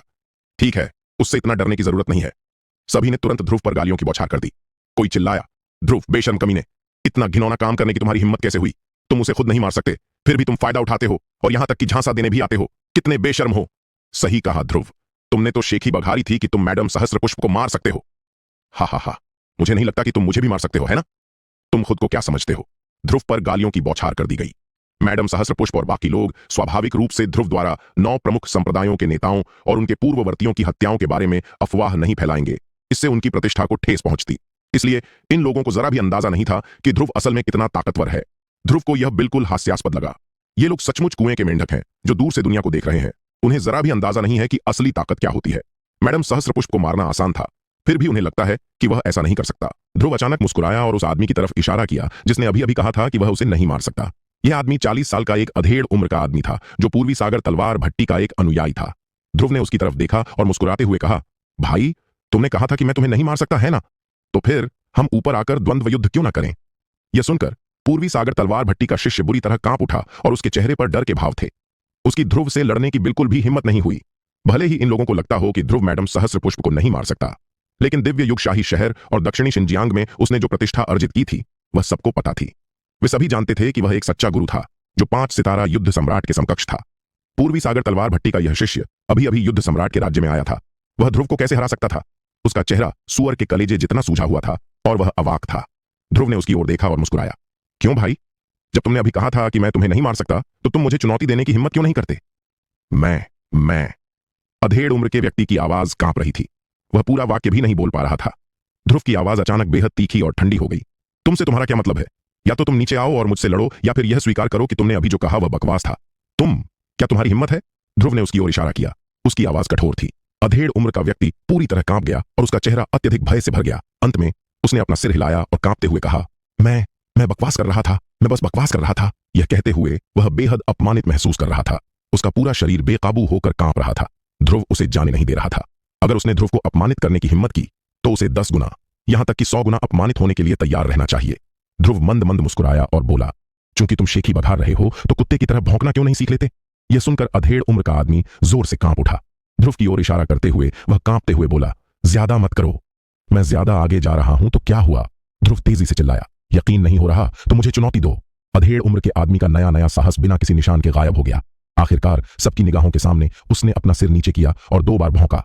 ध्रुव खिलखिलाकर हंसा, वाह, अगर शेखी बघारने की हिम्मत है तो कुत्ता बनने के लिए तैयार रहो। ध्रुव द्वारा अपमानित पूर्वी सागर तलवार भट्टी का शिष्य लगभग गिर पड़ा। एक उन्मत्त दहाड़ के साथ वह मुड़ा और भागा और पलक झपकते ही गायब हो गया। कई लोगों ने सिर हिलाया और आह भरी। इस घटना के बाद उसकी मानसिक स्थिति बुरी तरह से क्षतिग्रस्त हो गई है। मुझे डर है कि वह अब कभी इससे उबर नहीं पाएगा। ध्रुव सचमुच निर्दयी है। इस हरकत ने कई लोगों को विस्मय में डाल दिया और उन्हें अचानक एहसास हुआ ध्रुव निश्चित रूप से ऐसा व्यक्ति नहीं था जिसे वे आसानी से अपमानित कर सकें। अगर वे ध्रुव को अपमानित करना चाहते थे तो उन्हें बदले में और भी ज्यादा अपमानित होने के लिए तैयार रहना चाहिए। अचानक ध्रुव के प्रति अपमान गायब हो गया। इसी समय 30 के दशक का एक सुंदर युवक बाहर आया। उसने ध्रुव को घूरा और सख्ती से चिल्लाया, ध्रुव कमीने, मैं तुम्हें चुनौती देता हूं। ओह, तुम मुझे चुनौती देते हो? ध्रुव ने उसकी ओर देखा और मुस्कुराया। तुम कौन हो? युवक की आंखों में ध्रुव ने महत्वाकांक्षा और जुनून देखा। ध्रुव को अपने पैरों तले रौंद कर अपनी प्रतिष्ठा बनाने की महत्वाकांक्षा। ध्रुव इस तरह की महत्वाकांक्षा से परिचित था। ध्रुव ने मन ही मन उपहास किया, महत्वाकांक्षा, लेकिन तुम्हारे पास उससे मुकाबला करने की ताकत भी होनी चाहिए। मैं लक्ष्य हूं, पूर्वी सागर की तलवार भट्टी से, सुंदर युवक ने गर्व से कहा। उसने अपनी ठुड्डी उठाई। उसका चेहरा गर्व से भरा हुआ था और ध्रुव की ओर आंखें सिकोड़ कर देखा, मानो ध्रुव की प्रतिक्रिया का इंतजार कर रहा हो। सभी ने आश्चर्य से कहा, यह लक्ष्य है? हाँ, यह पूर्वी सागर तलवार भट्टी का लक्ष्य है। लक्ष्य पिछले 500 सालों में पूर्वी सागर तलवार भट्टी के सबसे उत्कृष्ट शिष्य के रूप में जाने जाते हैं। यह सही है। मैंने सुना है कि सिर्फ 37 साल की उम्र में उसने पूर्वी सागर तलवार भट्टी के 17 अनोखे कौशलों में से 15 में महारत हासिल कर ली है। उसकी ताकत उनके नेता से बस थोड़ी कमजोर है। समय के साथ वह जरूर उस्ताद बन जाएगा। हाँ, इस लक्ष्य में ध्रुव को चुनौती देने की योग्यता और ताकत होनी चाहिए। सभी बुदबुदाए। कुछ ने तो होंठ सिकोड़कर चिल्लाया, वरिष्ठ भाई, लक्ष्य में ही ध्रुव को चुनौती देने की ताकत कैसे हो सकती है? वरिष्ठ भाई, लक्ष्य में ध्रुव को मारने की ताकत है। पास से किसी ने चिल्लाकर कहा, जरा ठहरो ध्रुव, वरिष्ठ भाई लक्ष्य से जरूर आसानी से हार जाएगा। कई लोगों ने यही कहा। यह कहने वाला और उसकी बात मानने वाले सभी लोग पूर्वी सागर तलवार भट्टी के अनुयायी थे। वे सभी आत्मविश्वास से भरे हुए थे और मानते थे कि लक्ष्य ध्रुव को जरूर मार सकता है। लक्ष्य ने भी खुद ऐसा ही सोचा था। ध्रुव ने उसकी तरफ देखा और फुसफुसाया, लक्ष्य है ना? हाँ, मैं ही हूं। लक्ष्य ने ध्रुव की तरफ देखा और गर्व से कहा, आज मैं तुम्हारी जान ले लूंगा। ध्रुव हल्के से मुस्कुराया और 4 शब्द बोले, ओह, मैं तुम्हें नहीं जानता। भीड़ हंस पड़ी। लक्ष्य का चेहरा अचानक सुअर के कलेजे जैसा लाल हो गया। उसने अपनी कमर पर बंधी लंबी तलवार निकाली और सख्ती से चिल्लाया, ध्रुव, अपना खड्ग निकालो। मैं तुम्हारा फायदा नहीं उठाना चाहता। इस तलवार से मैं तुम्हारे टुकड़े टुकड़े कर सकता हूं। ध्रुव ने मुस्कुराते हुए उसकी तरफ देखा और हल्के से कहा, तुम खुद को क्या समझते हो? क्या तुम मेरे खड्ग के लायक हो? लक्ष्य का चेहरा पूरी तरह से निराशा से भर गया। एक भयंकर गर्जना के साथ वह एक बवंडर में बदल गया। उसका शरीर और तलवार हवा में एक विशालकाय अजगर में बदल गए, जो खड्ग और तलवार की ऊर्जा से बना था। यह अद्वितीय बल के साथ ध्रुव की ओर बढ़ा। देखने वाले आश्चर्य से दहाड़ उठे। पूर्वी सागर तलवार भट्टी पर मौजूद लोग खुशी से हंस पड़े। वरिष्ठ भाई लक्ष्य, यह चाल पूर्वी सागर की ड्रैगन तलवार सचमुच दुर्जेय है। सच में यह चाल पूर्वी सागर की ड्रैगन तलवार एक स्वर्गीय ग्रेड 7 की युद्ध कला है। वरिष्ठ भाई लक्ष्य ने इसमें पूर्णता हासिल कर ली है। यह एक ही बार एक 5 सितारा युद्ध सम्राट को मारने के लिए पर्याप्त है। ध्रुव उसका बिल्कुल भी मुकाबला नहीं कर सकता। वह उसे आसानी से मार देगा। यह सही है, सभी ने कहा।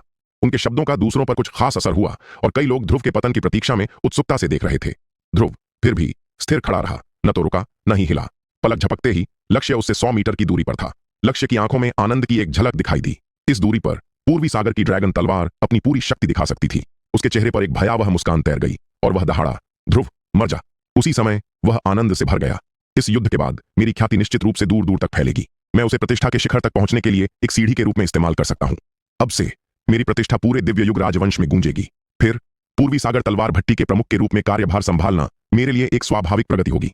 वह ध्रुव के और करीब आता गया, यहां तक कि वह उसका चेहरा भी साफ साफ देख पा रहा था। उसके चेहरे पर भयावह मुस्कान गहरी होती गई। उस पल ध्रुव अचानक हल्के से मुस्कुराया, लक्ष्य की तरफ देखा और फिर अपना हाथ बढ़ाया। उसने अपना दाहिना हाथ बढ़ाया, नहीं, ज्यादा सटीक कहें तो सिर्फ एक उंगली। फिर हल्के से थपथपाते हुए उसने उसे थपथपाया। अगले ही पल एक जोरदार धमाका हुआ। सबने देखा कि आसमान में सफेद रोशनी चमक उठी और तलवार की ऊर्जा उमड़ पड़ी।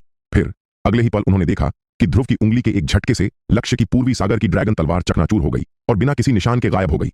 लक्ष्य ने खुद एक तीखी चीख मारी और सैकड़ों मीटर दूर जमीन पर गिर पड़ा और खून की उल्टी करने लगा। उसका चेहरा राख सा हो गया था और वह गंभीर रूप से घायल होकर मौत के कगार पर था। लक्ष्य निराशा में दहाड़ा, यह कैसे संभव है? यह मेरे पूरे जीवन का सबसे बेहतरीन कौशल है। यह मेरी सबसे मजबूत युद्ध कला है। तुमने इसे सिर्फ एक उंगली से तोड़ दिया? यह कैसे संभव है? वह पूरी तरह से अविश्वास में बेतहाशा दहाड़ा। ध्रुव उस पर मुस्कुराया और बोला, मैंने पहले भी कहा था तुम मेरे खड्ग के लायक नहीं हो। यह सुनते ही उसके आसपास के लोगों ने अचानक प्रतिक्रिया व्यक्त की और वे विस्मय से भर गए। ध्रुव इतना ताकतवर है? हाँ, यही तो वह था जिसने लक्ष्य की सबसे मजबूत चाल को सिर्फ एक उंगली से तोड़ दिया था। यह ध्रुव बहुत ताकतवर है। यह तो अविश्वसनीय है। हाँ, उसके सामने लक्ष्य कुछ भी नहीं है। वह तो बस एक बेकार इंसान है जिसे अपनी सीमाएं ही नहीं पता। और पूर्वी सागर की तलवार भट्टी के वे अनुयायी जो लोग लक्ष्य का उत्साहवर्धन कर रहे थे, अब उनकी जबान कटी हुई लग रही थी। वे सब चुप हो गए और एक शब्द भी नहीं बोल सके। ध्रुव लक्ष्य की ओर बढ़ा और धीरे से बोला, अभी अभी तुम मुझे मारना चाहते थे, है ना? दुर्भाग्य से तुम मेरे प्रतिद्वंद्वी नहीं हो। और अब? ध्रुव अभी भी मुस्कुरा रहा था और उसकी मुस्कान बेहद ठंडी थी। अब तुम्हारी जान लेने की मेरी बारी है। ध्रुव लक्ष्य के सामने आया और धीरे से अपना हाथ ऊपर उठाया। इस समय लक्ष्य का पूरा मनोबल लगभग टूट चुका था। वह बुदबुदाया, यह कैसे संभव है? यह कैसे संभव है? तुम मेरी चाल इतनी आसानी से कैसे तोड़ सकते हो? यही वह चाल है जिसका मैंने जीवन भर अभ्यास किया है। यह कैसे संभव है? तुम इतने जवान हो, तुम्हारे पास इतनी ताकत कैसे हो सकती है? मुझे यकीन नहीं होता, मुझे यकीन नहीं होता। ध्रुव का वार उसके सिर तक पहुंचने तक उसे होश नहीं आया। ध्रुव को देखते ही उसके चेहरे पर एक बेहद विनती भरी नजर आई। वह जमीन पर घुटनों के बल बैठ गया और दया की भीख मांगने लगा। प्लीज मुझे मत मारो, प्लीज। ध्रुव, अरे नहीं स्वामी ध्रुव, नहीं चाचा ध्रुव, मेरी जान बख्श दो प्लीज। ध्रुव के मुंह के कोने पर एक तिरस्कार भरी मुस्कान थी। तुम सच में बेकार हो, अभी तुम्हारा इतना घमंड कहां है? यह कहते हुए उसने अपनी हथेली से थप्पड़ मारा। लक्ष्य निराशा में दहाड़ा और बेतहाशा विरोध किया। हालांकि इसका कोई असर नहीं हुआ। ध्रुव के इस कदम ने उसके सारे बचाव तोड़ दिए और फिर उसकी छाती पर हथेली का निशान पड़ गया। लक्ष्य चीखा, उसका शरीर झुक गया और वह जमीन पर गिर पड़ा। अब उसकी सांसें थम सी गईं। पूर्वी सागर तलवार भट्टी का एक प्रतिभाशाली लक्ष्य को ध्रुव ने आसानी से मार डाला। ध्रुव ने अपना सिर उठाया, उसकी नजर भीड़ पर पड़ी और उसके चेहरे पर मुस्कान आ गई। हालांकि जो लोग ध्रुव की नजरों में आए उन्होंने अपना सिर नीचे कर लिया। ध्रुव ने उनकी ओर देखा और धीरे से कहा, क्या अब क्या कोई है जो मुझे चुनौती देना चाहता है? सब चुप हो गए और किसी ने जवाब देने की हिम्मत नहीं की। दृश्य एक अजीब सी खामोशी में डूब गया। इस समय जो लोग ऊंचे मंच पर बैठे थे वे अब और स्थिर नहीं बैठ सके। उन्होंने एक दूसरे को देखा। उनमें से कुछ के चेहरों पर घबराहट के भाव थे जबकि अन्य अस्वीकृति से भरे हुए थे। जिन लोगों ने असहमति जताई उनमें से अधिकांश बहुत बूढ़े थे। वे सभी पहले भी संप्रदाय में एकांतवास में अभ्यास कर चुके थे और उन्होंने ध्रुव का नाम भी नहीं सुना था। ध्रुव की ताकत की तो बात ही छोड़ दें, उन्हें ध्रुव द्वारा मैडम सहस्त्रपुष्प और अन्य लोगों की हत्या के बारे में भी नहीं पता था। इसलिए उन्होंने ध्रुव को गंभीरता से नहीं लिया। एक बूढ़ा आदमी खड़ा हुआ, ध्रुव की ओर देखा और ठंडे स्वर में बोला, बेटे, मैं मानता हूं कि तुम में कुछ ताकत है, लेकिन दुर्भाग्य से तुम्हारा अहंकार तुम्हारी ताकत के बराबर नहीं है। तुम्हें लगता है कि तुम ताकतवर हो, है ना? असल में तुम उससे कोसों दूर हो। ऐसा करके तुम अपनी बर्बादी को दावत दे रहे हो। चलो अब मैं तुम्हें कुछ नियम सिखाता हूं। उसने यह बात बहुत ही अहंकार से कही और उसका स्वर आदेशों और निर्देशों से भरा था। जाहिर है वह मानता था कि वह ध्रुव से कहीं ज्यादा ताकतवर है। दूर से वज्रवानर ने उसकी तरफ देखा, सिर हिलाया और आह भरी, तुम मौत की तलाश में क्यों हो? वज्रवानर इस आदमी को जानता था। वह अपने संप्रदाय का एक सर्वोच्च बुजुर्ग था। वरिष्ठता के लिहाज से वह वज्रवानर का चाचा था, लेकिन इस समय वज्रवानर स्वाभाविक रूप से उसे याद दिलाने की हिम्मत नहीं कर रहा था। ध्रुव ने बूढ़े आदमी की तरफ देखा और मुस्कुराते हुए कहा, ओ, तुम मुझे चुनौती देना चाहते हो, है ना? बूढ़े आदमी ने गर्व से उसे सही किया। चुनौती नहीं, बल्कि तुम्हारे लिए एक सबक। अब हम कुछ दिलचस्प देखने वाले हैं। यह सर्वोच्च बुजुर्ग बहुत शक्तिशाली है, लक्ष्य से कहीं ज्यादा। ध्रुव लक्ष्य को मार सकता है, लेकिन वह उसका विरोधी नहीं हो सकता। ठीक है, देखो ध्रुव को कैसे सबक सिखाया जाता है। नीचे भीड़ बड़बड़ा रही थी। ध्रुव मंद मंद मुस्कुराया, फिर अचानक मंच पर मौजूद 8 प्रमुख संप्रदायों के शक्तिशाली लोगों की ओर इशारा किया और दर्जनों 5 सितारा और 6 सितारा युद्ध सम्राटों की ओर इशारा करते हुए शांति से कहा, तुम सब एक साथ आ जाओ। सब चौंक गए। क्या ध्रुव ने सच में ऐसा कहा? हे भगवान, ये दर्जनों 5 सितारा और 6 सितारा युद्ध सम्राट हैं और ध्रुव ने उन्हें सच में एक साथ आने के लिए कहा है। ध्रुव पागल है, बहुत घमंडी है, बहुत ही अभिमानी है। भले ही वह लक्ष्य को हरा दे, वह उन दर्जनों लोगों का मुकाबला नहीं कर सकता। यह ध्रुव सिर्फ इसलिए कि उसके पास थोड़ी ताकत है, वह अपनी क्षमताओं को ज्यादा आंक रहा है। भीड़ ने असहमति जताते हुए बड़बड़ाया। मंच पर मौजूद लोग दंग रह गए, फिर तुरंत भड़क गए। वे खड़े हो गए और ध्रुव पर आरोप लगाने लगे। वे ध्रुव पर चिल्लाए और उसे बेइज्जत किया। तभी भीड़ में से अचानक एक आवाज आई, ध्रुव, उन पर ध्यान मत दो, खुद पर भरोसा रखो, तुम सबसे अच्छे हो, तुम अपने सभी दुश्मनों को जरूर हरा दोगे। आवाज जोश से भरी थी, आक्रोश और आशंका से भरी हुई। ध्रुव अपनी भौहें थोड़ी ऊपर उठाए बिना नहीं रह सका। उसके दिल में थोड़ा आश्चर्य था और उसने दूसरी तरफ देखा। बोलने वाला एक अधेड़ उम्र का 40 साल का आदमी था, जिसका चेहरा सादा था, शरीर थोड़ा भरा हुआ था और आभा फीकी थी। जाहिर है वह कोई खास प्रभावशाली नहीं था। ध्रुव का दिल खुश हो गया और उसने थोड़ा सिर हिलाया। उस पल सबकी नजरें उस अधेड़ उम्र के आदमी पर टिकी थीं। यह अधेड़ उम्र का आदमी कोई और नहीं बल्कि विमल प्रकाश था। उसने अभी अभी सबको ध्रुव को बेइज्जत करते सुना था और वह गुस्से में था और कुछ शब्द बोल पड़ा। सबको अपनी ओर देखते देखकर उसे अचानक डर लगा।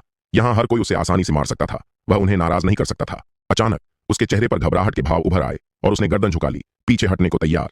लेकिन अचानक उसके अंदर साहस का एक सैलाब उमड़ पड़ा। वह पीछे नहीं हटा बल्कि अपनी बाहें ऊपर उठाकर ध्रुव को चिल्लाया। उसके बगल में खड़ा भाई लोकेश भी उससे प्रेरित होकर चिल्लाया, ध्रुव, तुम हमारे सोमगढ़ राष्ट्र का गौरव हो, दूसरों की चिंता मत करो, तुम निश्चित रूप से सबसे शक्तिशाली हो। ध्रुव ने उन्हें देखा और कुछ भावुक हो गया। पता चला कि वे भी सोमगढ़ में पैदा हुए थे। वह स्वाभाविक रूप से जानता था कि अगर वे इस समय चिल्लाएं और उसका समर्थन करें तो इन दोनों को क्या कष्ट होगा। ध्रुव ने गहरी सांस ली, कुछ नहीं कहा और बस अपना सिर घुमा लिया। उसने बूढ़े व्यक्ति की ओर देखा और शांति से कहा, बूढ़े व्यक्ति, मरने के लिए तैयार हो जाओ। बूढ़ा व्यक्ति दहाड़ा, ध्रुव, तुम मौत को दावत दे रहे हो। वह आगे बढ़ा और उसके हर कदम के साथ पूरा पहाड़ जोर से कांप उठा। यह स्पष्ट था कि उसकी शक्ति अपार थी। हर कदम के साथ उसका आकार बढ़ता गया। आखिरकार जब वह मंच के किनारे पहुंचा तो उसकी ऊंचाई पूरे 5 मीटर थी और उसका आभा मंडल बेहद प्रभावशाली था। वह मंच से बाहर निकला लेकिन गिरा नहीं, बल्कि हवा उसके पैरों के नीचे सीढ़ियां बन गई और वह उन पर चढ़ता रहा जब तक कि वह ध्रुव तक नहीं पहुंच गया। पूरे समय ध्रुव वहीं स्थिर खड़ा रहा, घोर तिरस्कार के साथ। बूढ़ा आदमी गुस्से से भर गया। ध्रुव, तुम बहुत घमंडी हो, तुम मरने के लायक हो, अभी मर जाओ। उसने एक जोरदार मुक्का मारा। इस मुक्के में कोई बनावटीपन नहीं था, यहां तक कि किसी शक्तिशाली युद्ध कला तकनीक का भी नहीं। इसमें बस अपार शक्ति समाई थी। उसने अपनी अपार शक्ति का पूरा इस्तेमाल किया। उसकी पूरी मुट्ठी एक गहरी सुनहरी रोशनी से चमक उठी और उसकी दाहिनी मुट्ठी, जो पानी की टंकी जितनी विशाल थी, अपनी पूरी ताकत से ध्रुव पर टूट पड़ी। ऐसा लगा जैसे कोई पहाड़ उस पर टूट पड़ा हो। हर कोई सदमे से चीख पड़ा और जो उसके रास्ते में आए वे सदमे से पीछे हट गए। कुछ तो खून की उल्टी भी कर रहे थे। वे चिल्ला उठे, यह मुक्का अविश्वसनीय रूप से शक्ति। हाँ, 5 साल हो गए हैं। पास खड़े ध्रुव को भी एक भावुक अनुभूति हुई। उस समय वह मुश्किल से 17 साल का था, पर अब वह लगभग 23 साल का हो गया था। 5 साल पलक झपकते ही बीत गए। सौभाग्य से मेरी मूल आकांक्षाएं बनी रहीं और मेरे पुराने दोस्त अभी भी मेरे साथ थे। ध्रुव कुछ दिन यहां रुका। इन दिनों में उन्होंने कुछ नहीं किया, यहां तक कि अपनी साधना भी नहीं रोकी, बस उनके साथ समय बिताया। वह उन्हें दिव्य युग शाही शहर की सैर पर ले गया। एक ऊंची चट्टान से दूर से बहती विशाल तोंगटियन नदी को निहारते हुए ध्रुव को एक अवर्णनीय शांति का अनुभव हुआ। पतझड़ आ चुका था और तोंगटियन नदी के किनारे के पहाड़ पीले और लाल रंग के थे। किनारे के सरकंडे मुरझाकर पीले हो गए थे और एक हवा उन्हें सुनहरी लहर की तरह उड़ा रही थी। तोंगटियन नदी डूबते सूरज में झिलमिला रही थी और बीच बीच में झाड़ियों से विशालकाय राक्षस बाहर निकल आते थे। इस शांति में एक अवर्णनीय जीवंतता घुली हुई थी। ध्रुव यह दृश्य देख रहा था। उसके होठों पर एक हल्की सी मुस्कान तैर रही थी। वह अचानक लेट गया। चट्टान के ऊपर मुरझाई हुई घास का एक टुकड़ा था और ध्रुव उस पर धीरे से टिक गया। अचानक उसके पीछे धीमे कदमों की आहट सुनाई दी। एक आकृति उसके पीछे आई, बैठ गई और ध्रुव का सिर अपनी गोद में रख लिया। ध्रुव को अचानक कोमलता का एहसास हुआ और उसने अपनी आंखें सिकोड़ लीं। दोनों में से कोई भी नहीं बोला। एक लंबे विराम के बाद आखिरकार उसने धीरे से कहा, मैं कई सालों से दिव्य युग शाही शहर में हूं और ऐसा लग रहा है कि यह पहली बार है जब मैं यहां इतनी शांति से, इतने आराम से, बिना किसी व्यवधान के इतनी शांति से लेटा हूं। दूर के नजारे, विशाल पतझड़ के आकाश और लंबी नदी पर डूबते सूरज को देखते हुए यह दृश्य सचमुच मनमोहक और सुंदर है। वह आत्म तिरस्कार से हंसा। आज पहली बार मैंने ऐसी सुंदरता देखी है। गीता की आवाज धीमी सी गूंजी और उसकी आवाज में एक स्पष्ट समझ उभरी। छोटे भाई, तुम यहां इतनी शांति से, इतने आराम से, बिना किसी व्यवधान के इतनी शांति से इसलिए लेटे हो क्योंकि इस राजवंश में, इस धरती पर कोई भी तुम्हारा मुकाबला नहीं कर सकता। किसी को भी तुम्हें परेशान करने का अधिकार नहीं है। इसीलिए तुम ऐसा कर पा रहे हो। केवल शिखर पर खड़े लोग ही इस दृश्य की सुंदरता का आनंद ले सकते हैं। जो अभी भी चढ़ रहे हैं वे केवल ऊपर चढ़ने पर ही ध्यान केंद्रित कर सकते हैं। उनके पास रुकने, नीचे देखने या बैठकर आराम करने का समय कैसे हो सकता है? यह सुनकर ध्रुव को अचानक समझ आ गया। उसने मुस्कुराते हुए गीता की ओर देखा और कहा, बड़ी बहन, अब तुम एक दार्शनिक जैसी लग रही हो। गीता मुस्कुराई और अपना सिर ध्रुव के सिर पर रख दिया। उसके मुंह के कोने थोड़े ऊपर उठे और वह थोड़ा गर्वित हुई। जैसे से तुम्हारा क्या मतलब है? बिल्कुल, वह खिलखिलाकर हंसी। ध्रुव मुस्कुराया। तभी दूर से हंसी की एक तेज आवाज आई। रूपा, अमोल और हरितशिला तारा हवा में एक दूसरे का पीछा कर रही थीं। ध्रुव ने यह दृश्य देखा और हल्के से मुस्कुराया। हरितशिला, तारा उनके साथ बहुत घुल मिल गई थी और उनका रिश्ता और भी गहरा होता गया और उसके चेहरे पर मुस्कान और भी गहरी होती गई। यही वह चीज थी जिसे ध्रुव सबसे ज्यादा देखना चाहता था। ध्रुव चिल्लाया, सावधान, तोंगटियन नदी में शक्तिशाली राक्षस हैं, उनके द्वारा पकड़े न जाना, सावधान रहना। अमोल हंसी, गुरु यहां हैं तो हमला करने की हिम्मत कौन करेगा? जैसे ही उसने बोलना समाप्त किया, तोंगटियन नदी से अचानक एक जोरदार आवाज और एक जोरदार छींटे पड़े। एक विशाल नीला राक्षसी अजगर अचानक पानी से बाहर निकला और उन तीनों को निगलने के लिए झपटा। गीता हंसी, सच में कुछ लोग ऐसे होते हैं जो मौत से नहीं डरते। ध्रुव हल्के से मुस्कुराया, क्योंकि उसे मौत का डर नहीं है तो उसे मरने दो। ध्रुव ने हल्के से अपना हाथ हिलाया। एक जोरदार धमाके के साथ विशाल नीला अजगर हवा में ही फट गया। यह 4 सितारा दानव सम्राट, जो 5 सितारा युद्ध सम्राट के बराबर था, बिना चीखे ही पल भर में नष्ट हो गया। यह दृश्य देखकर तोंगटियन नदी के राक्षस, जो ध्यान से देख रहे थे, डर गए। नतीजतन किसी भी राक्षस ने पानी से निकलकर अमोल और बाकी लोगों पर दोबारा हमला करने की हिम्मत नहीं की। ध्रुव ने अपनी उंगलियां ऐसे हिलाई मानो उसने अभी अभी कोई बदबूदार कीड़ा मारा हो। दरअसल उसका सिर पूरे समय गीता के पैरों से हटा ही नहीं। फिर वह मुस्कुराकर गीता को चढ़ाता रहा। उस दिन घर लौटने के बाद वे पूरी रात चुप रहे। अगले दिन ध्रुव महारानी सुलोचना से मुलाकात करने के लिए महल पहुंचा। जल्द ही उसकी मुलाकात महारानी से हुई। दिव्य युग राजवंश की महारानी ने ध्रुव की ओर देखा। उनकी आंखों में एक जटिल भाव उभर आया और उन्होंने धीरे से आह भरी। उन्हें लगा कि ध्रुव अब एक अविश्वसनीय रहस्य बन गया है। यह युवक 1 साल से भी कम समय पहले ताकत में उनसे कहीं कमतर था, फिर भी अब उसने पूरे दिव्य युग राजवंश को रौंद डाला था। स्वाभाविक रूप से वह वज्रधारा खड्ग संप्रदाय में ध्रुव की गतिविधियों के बारे में लंबे समय से जानती थी। शाही जासूसों को कम नहीं आंका जाना चाहिए था और इसी वजह से वह और भी ज्यादा हैरान थी, क्योंकि वह किसी और की कल्पना से भी ज्यादा जानती थी। वह जानती थी कि वे शक्तिशाली युद्ध सम्राट गुरु भी ध्रुव के एक भी प्रहार का सामना नहीं कर सकते। वह जानती थी कि प्रमुख संप्रदायों के दुर्जय गुरु और नेता भी ध्रुव के सामने चींटियों के समान थे। वह गहराई से जानती थी कि ध्रुव कितना भयानक था। थोड़ी बातचीत के बाद ध्रुव ने अपनी यात्रा का उद्देश्य बताया। क्या तुम 9 महाशक्तियों के बारे में जानकारी की समीक्षा करना चाहते हो? ध्रुव ने सिर हिलाया। बिल्कुल। महारानी ने ध्रुव की ओर देखा। उनके मन में अचानक समझ की एक चमक उभरी और उनकी भावनाएं गहरी हो गईं। उन्हें अचानक ध्रुव का उद्देश्य समझ में आ गया। दिव्य युग राजवंश का छोटा सा तालाब एक सच्चे अजगर ध्रुव को समाहित नहीं कर सकता था। ध्रुव एक बहुत बड़ी दुनिया और एक उच्च शक्ति से ताल्लुक रखता था। ध्रुव का उद्देश्य संभवतः 9 महाशक्तियों की गहरी समझ हासिल करना था। अचानक उसे कड़वाहट का एहसास हुआ। उसने ध्रुव की ओर देखा और अचानक बोल पड़ी, ध्रुव, क्या तुम जा रहे हो? उसे समझ नहीं आया कि उसने ऐसा क्यों कहा, लेकिन वह खुद को रोक नहीं पाई और जैसे ही उसने कहा, उसे एक अवर्णनीय पीड़ा का एहसास हुआ। शब्द कुछ अतार्किक थे, लेकिन ध्रुव समझ गया। वह पहले तो चौंका, फिर धीरे से सिर हिलाया और कहा, मैं दिव्य युग राजवंश में ज्यादा समय तक नहीं रह सकता। महारानी ने धीरे से सिर हिलाया, फिर अपना सिर नीचे कर लिया। एक लंबे क्षण तक वह चुप रही। एक लंबे विराम के बाद आखिरकार उसने ऊपर देखा, एक सेवक को बुलाया, कुछ निर्देश फुसफुसाए और फिर ध्रुव से कहा, बस उसके पीछे चलो। तुम हमारे आंतरिक दरबार से 9 प्रमुख गुटों के बारे में सारी जानकारी ले सकते हो। इसे घर ले जाकर पढ़ो। ध्रुव मुस्कुराया और सिर हिलाया। धन्यवाद महारानी। वह हमेशा की तरह विनम्र रहा, अपनी बढ़ी हुई ताकत से बेपरवाह। हालांकि इस विनम्रता के भीतर एक अस्पष्ट दूरी का एहसास था। उसे जाते देख महारानी ने अचानक अपनी पलकें झुका लीं और एक धीमी हंसी हंसी, एक उपहास से भरी हंसी, खुद पर निर्देशित एक उपहास। सुलोचना, ओह सुलोचना, अब तुम्हारे सपने से जागने का समय आ गया है। वह दिव्य युग राजवंश का नहीं है और निश्चित रूप से तुम्हारा नहीं। फिर ध्रुव राजकुमारी सुमेधा से मिलने के लिए हरम में लौट आया। राजकुमारी सुमेधा ध्रुव को देखकर बहुत खुश हुई और उन्हें अपने पास बिठाकर कुछ देर बातें करती रहीं। पास में खड़ी महल की दासियां और सेवक देख रहे थे। हर कोई आश्चर्यचकित था और धीरे से आहें भर रहा था। राजकुमारी, जो अपने शांत स्वभाव के लिए जानी जाती थीं, आमतौर पर उनसे कम ही बात करती थीं, लेकिन ध्रुव के साथ उनके पास कहने के लिए अनगिनत बातें थीं। अजीब बात यह थी कि दिव्य युग राजवंश का यह सबसे शक्तिशाली व्यक्ति, जो अपनी भयानक प्रतिष्ठा और अपार शक्ति के लिए जाना जाता था, हाँ, ध्रुव अब दिव्य युग राजवंश के सबसे शक्तिशाली व्यक्ति के रूप में सर्वत्र विख्यात हो गया था। इस राजकुमारी की उपस्थिति में अवर्णनीय रूप से सौम्य हो गया।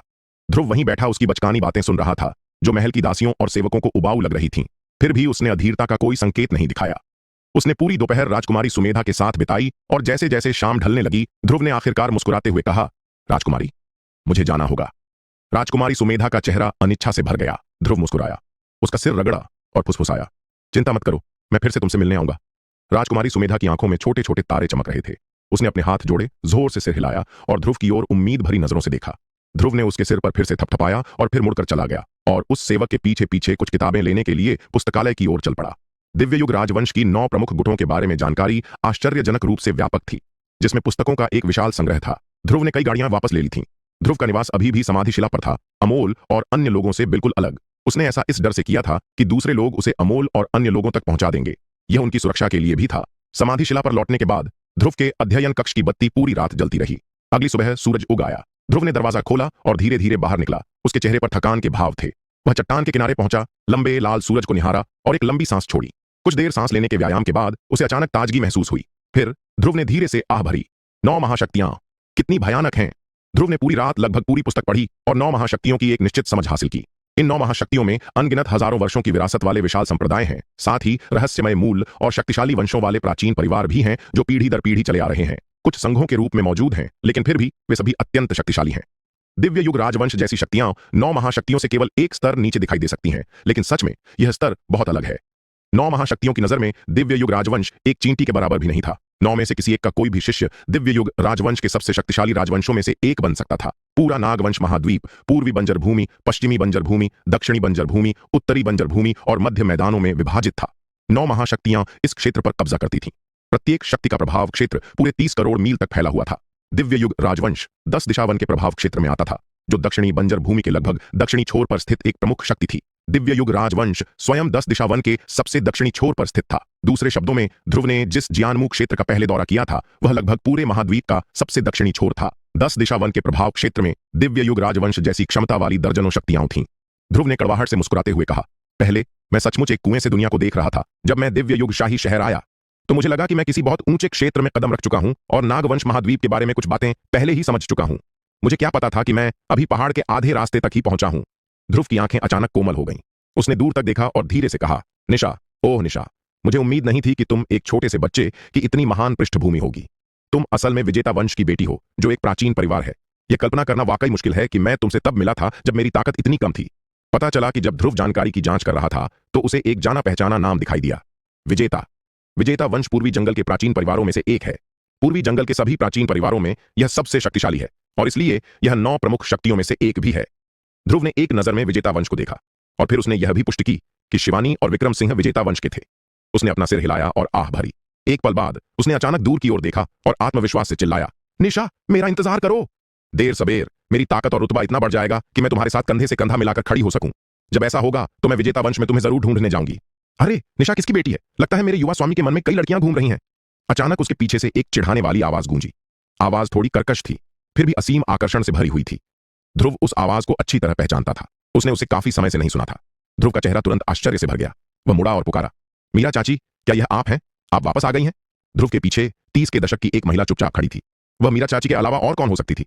मीरा चाची ने धीरे से मुस्कुराते हुए कहा, अगर मैं वापस नहीं आती तो मैं तुम्हें यह कहते हुए नहीं सुन पाती। ध्रुव कुछ शर्मिंदा महसूस करते हुए अपना सिर खुजाते हुए हंसा। अरे, इस बारे में बात ही मत करो। मीरा चाची, आप अभी अभी वापस आई हैं और मेरा मजाक उड़ा रही हैं। यह ठीक नहीं है। मीरा चाची हंस पड़ी। बाहर शोरगुल सुनकर दामोदर चाचा और बाकी लोग बाहर आ गए। दामोदर चाचा मीरा चाची को देखकर बेहद खुश थे और दोनों की आंखों में आंसू आ गए। हालांकि वे बड़े थे, इसलिए वे अपनी भावनाओं पर काबू रख सकते थे। वह बस हल्के से मुस्कुराए और कुछ फुसफुसाए। ध्रुव, जो बगल से देख रहा था, उसके दिल में खुशी की लहर दौड़ गई। वह समझ गया कि उन दोनों के बीच जरूर एक खास रिश्ता था। आखिरकार उन्होंने ध्रुव की मां के साथ इतना समय बिताया था और वे एक दूसरे से बहुत परिचित थे। अगर उनका रिश्ता साधारण न होता तो अजीब होता। ध्रुव उन्हें मिलते देखकर बहुत खुश हुआ। फिर वे अंदर गए और अलग अलग बैठकर बातें करने लगे कि अलग होने के बाद क्या हुआ था। मीरा चाची ने कहा, उस दिन सेनापति मेघनाथ मेरा पीछा कर रहा था। मैं बहुत दूर तक भागी। सेनापति मेघनाथ आखिरकार मुझे पकड़ नहीं पाया, इसलिए मुझे वहां से जाना पड़ा। तब तक मैं दिव्य युग राजवंश छोड़ चुकी थी। मैंने सोचा, अब जब मुझे युवा स्वामी मिल ही गए हैं तो क्यों न परिवार के पास लौटकर उस युवती को खुशखबरी सुना दूं, ताकि वह ज्यादा परेशान न हो। एक कर्कश आवाज आई। एक चाय का प्याला जमीन पर गिरकर टूट गया, जिससे चाय चारों तरफ फैल गई। कप ध्रुव के हाथों से गिर गया था, जो जोर जोर से कांप रहे थे, यहां तक कि शांत भी नहीं रह पा रहे थे। उसकी सांसें तेज हो गईं, उसका चेहरा लाल हो गया और उसका दिल तेजी से धड़क रहा था। उन्होंने मीरा चाची को घूरा और कांपती आवाज में कहा, तुम परिवार में वापस गई? क्या तुमने मेरी मां को देखा? मीरा चाची मुस्कुराई और सिर हिलाया। हाँ, मैंने तुम्हारी मां को देखा। वह कैसी है? ध्रुव ने उत्सुकता से पूछा। क्या अब उनकी तबीयत ठीक है? ध्रुव की अब सबसे बड़ी चिंता उसकी मां थी। मीरा चाची के चेहरे पर तुरंत भाव उड़ गए। उन्होंने ध्रुव की तरफ देखा। उनके होंठ कांप रहे थे, मानो वे कुछ कहना चाहती हों लेकिन हिचकिचा रही हों। ध्रुव ने उनकी तरफ देखा और उसकी आवाज तुरंत तेज हो गई और वह चिल्लाया, मीरा चाची, मैं आपसे विनती करता हूं, चाहे कुछ भी हो जाए, आपको मुझे सच बताना ही होगा। कुछ भी मत छिपाना। आपको मुझे बताना ही होगा। अगर मां ठीक है तो बस इतना कह देना कि सब ठीक है। अगर मां ठीक नहीं है तो कुछ मत छिपाना। मैं सच सुनना चाहता हूं। मीरा चाची ने धीरे से आह भरी, फिर धीरे से बोली, युवती ठीक नहीं है। ध्रुव पर बिजली सी गिरी और उसका पूरा शरीर जोर से कांपने लगा और वह अपनी कुर्सी पर धराशायी हो गया। दरअसल उसे अपने दिल में यह बात पहले से ही साफ पता थी। मीरा चाची का यह कहना कि उनकी तबीयत ठीक नहीं है निश्चित रूप से एक बहुत ही सूक्ष्म बात थी और उनका मतलब यही होना चाहिए था कि उनकी तबीयत बिल्कुल ठीक नहीं है। मीरा चाची ने आगे कहा, मुझे पहले से पता था कि उस युवती को मुश्किलों का सामना करना पड़ रहा है, लेकिन मुझे उम्मीद नहीं थी कि उसे इस हद तक बहिष्कृत कर दिया जाएगा। पहले जो कुछ हुआ था उसके लिए उसकी आलोचना हुई है, इसलिए उसे परिवार के मूल से बाहर कर दिया गया है। उसे मूल पारिवारिक हवेली के सबसे केंद्रीय स्थान से परिवार के बाहर जाने के लिए मजबूर किया गया था। पहले परिवार के लोग उस युवती को लेकर सतर्क रहते थे और पूरी तरह से नाराज नहीं होते थे क्योंकि उन्होंने ध्रुव की ओर देखा और धीरे से कहा, ऐसा इसलिए है क्योंकि वे जानते हैं कि आप युवा स्वामी अभी भी मौजूद हैं। उन्होंने इस बात का ध्यान रखा कि आप युवा स्वामी भविष्य में असाधारण उपलब्धियां हासिल कर सकते हैं। आखिरकार आपकी उत्पत्ति बहुत अजीब है, इसलिए उन्होंने कोई अति नहीं की। और अब वे अनुमान लगाते हैं कि आप युवा स्वामी 20 वर्ष की आयु पार कर चुके हैं, लेकिन अभी भी कोई हलचल नहीं हुई है और आपने नागवंश महाद्वीप में कोई बड़ा काम नहीं किया है। तो वे सोचते हैं कि युवा स्वामी आप कुछ भी बड़ा हासिल नहीं कर सकते। तो अब वे काम करने में कोई झिझक नहीं दिखा रहे। ध्रुव ने एक अशुभ पूर्वाभास के साथ अपनी मुट्ठियां भींच ली। मीरा चाची ने आगे कहा, इस युवती को अब परिवार के घर से बाहर निकलकर परिवार के आंगन के पीछे एक छोटे से जीर्ण शीर्ण आंगन में रहने के लिए मजबूर होना पड़ा है। उसकी सभी नौकरानियां, नौकर और दासियां निकाल दी गई हैं और यहां तक कि उसकी रोजमर्रा की जरूरतें भी बंद कर दी गई हैं। इस पर मीरा चाची का चेहरा गुस्से से भर गया। उनके स्तर के लोग अगर रोजाना ज्यादा ऊर्जा नहीं सोखेंगे तो उनकी ताकत न सिर्फ बढ़ेगी नहीं बल्कि वे कमजोर भी हो जाएंगे। वे इस युवती को जबरदस्ती मौत के घाट उतारने की कोशिश कर रहे हैं। और उनकी आवाज कांप उठी। परिवार में जो लोग उस युवती की ही पीढ़ी के हैं और यहां तक कि जो उससे छोटे हैं, वे सब व्यंग्य कर रहे हैं और उसका मजाक उड़ा रहे हैं। और मुझे डर है, उसने चिंता से कहा, कि कुछ ही समय में वे और भी बेशर्म हो जाएंगे और हमें धमकाएंगे भी। तुम्हारी हिम्मत कैसे हुई चूहों? ध्रुव दहाड़ा और अपनी मुट्ठी मेज पर पटक दी, जिससे बड़ी महोगनी मेज चकनाचूर हो गई। उसका चेहरा क्रूर था, उसके दांत पीस रहे थे और उसके चेहरे का मांस गुस्से से फूल गया था। ध्रुव शायद ही कभी ऐसा व्यवहार करता था जिसका मतलब था कि वह हद से ज्यादा गुस्से में था। गीता ने बिना कुछ कहे झट से ध्रुव का हाथ पकड़ लिया, लेकिन ध्रुव को कोमल निगाहों से देखा। मीरा चाची ने धीरे से कहा, ध्रुव, अब इतना गुस्सा करने से कोई फायदा नहीं होगा। अब तुम बस इतना कर सकते हो कि जितनी जल्दी हो सके अपनी ताकत बढ़ाओ और फिर परिवार के पास जाओ और उन लोगों को बताओ जो दूसरों को नीचा देखते हैं कि तुम कितने शक्तिशाली हो। उन्हें अब उस युवती को धमकाने की हिम्मत न करने दो। ध्रुव ने भारी स्वर में सिर हिलाया और इस बार उसकी समझ वापस आ गई थी। ध्रुव ने दांत पीसते हुए ठंडे स्वर में कहा, जल्द ही, ज्यादा देर नहीं लगेगी, जल्द ही मैं उन लोगों को जो दूसरों को नीची नजर से देखते हैं बता दूंगा कि मैं, ध्रुव और मेरे आसपास के लोग ऐसे लोग नहीं हैं जिन्हें वे इतनी आसानी से अपमानित कर सकें। मीरा चाची ने सिर हिलाया और कहा, हाँ, मुझे भी ऐसा ही लगता है। दरअसल गुरुजी, आपके पास तो पहले से ही बहुत उम्मीदें हैं। उन्होंने ध्रुव की ओर देखा और विस्मय से कहा, गुरुजी, आपकी प्रतिभा सचमुच अविश्वसनीय है। पिछली बार जब मैंने आपको देखा था तो आपकी ताकत अपेक्षाकृत औसत थी, लेकिन इस बार आपकी ताकत इतनी प्रबल है कि मुझे यकीन ही नहीं हो रहा है। अब आप पहले से ही 3 सितारा युद्ध सम्राट हैं, है ना? लेकिन मुझे लगता है कि आपकी ताकत इससे कहीं ज्यादा है। ध्रुव हल्के से मुस्कुराया और बोला, मैं अब सचमुच 3 सितारा युद्ध सम्राट हूं, लेकिन उसने गर्व से कहा, 6 सितारा युद्ध सम्राट स्तर के प्रतिद्वंद्वी भी मेरी नजर में चींटियां हैं और आसानी से मारे जा सकते हैं। मीरा चाची हल्के से मुस्कुराई और बोली, मैंने यहां आते जाते आपके कामों के बारे में सुना है।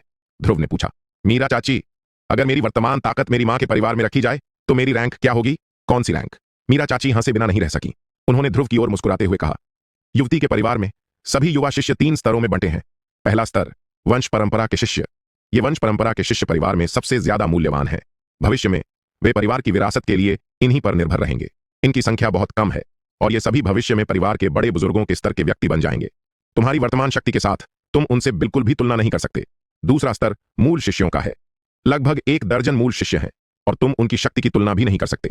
तीसरा स्तर बाहरी शिष्यों का है।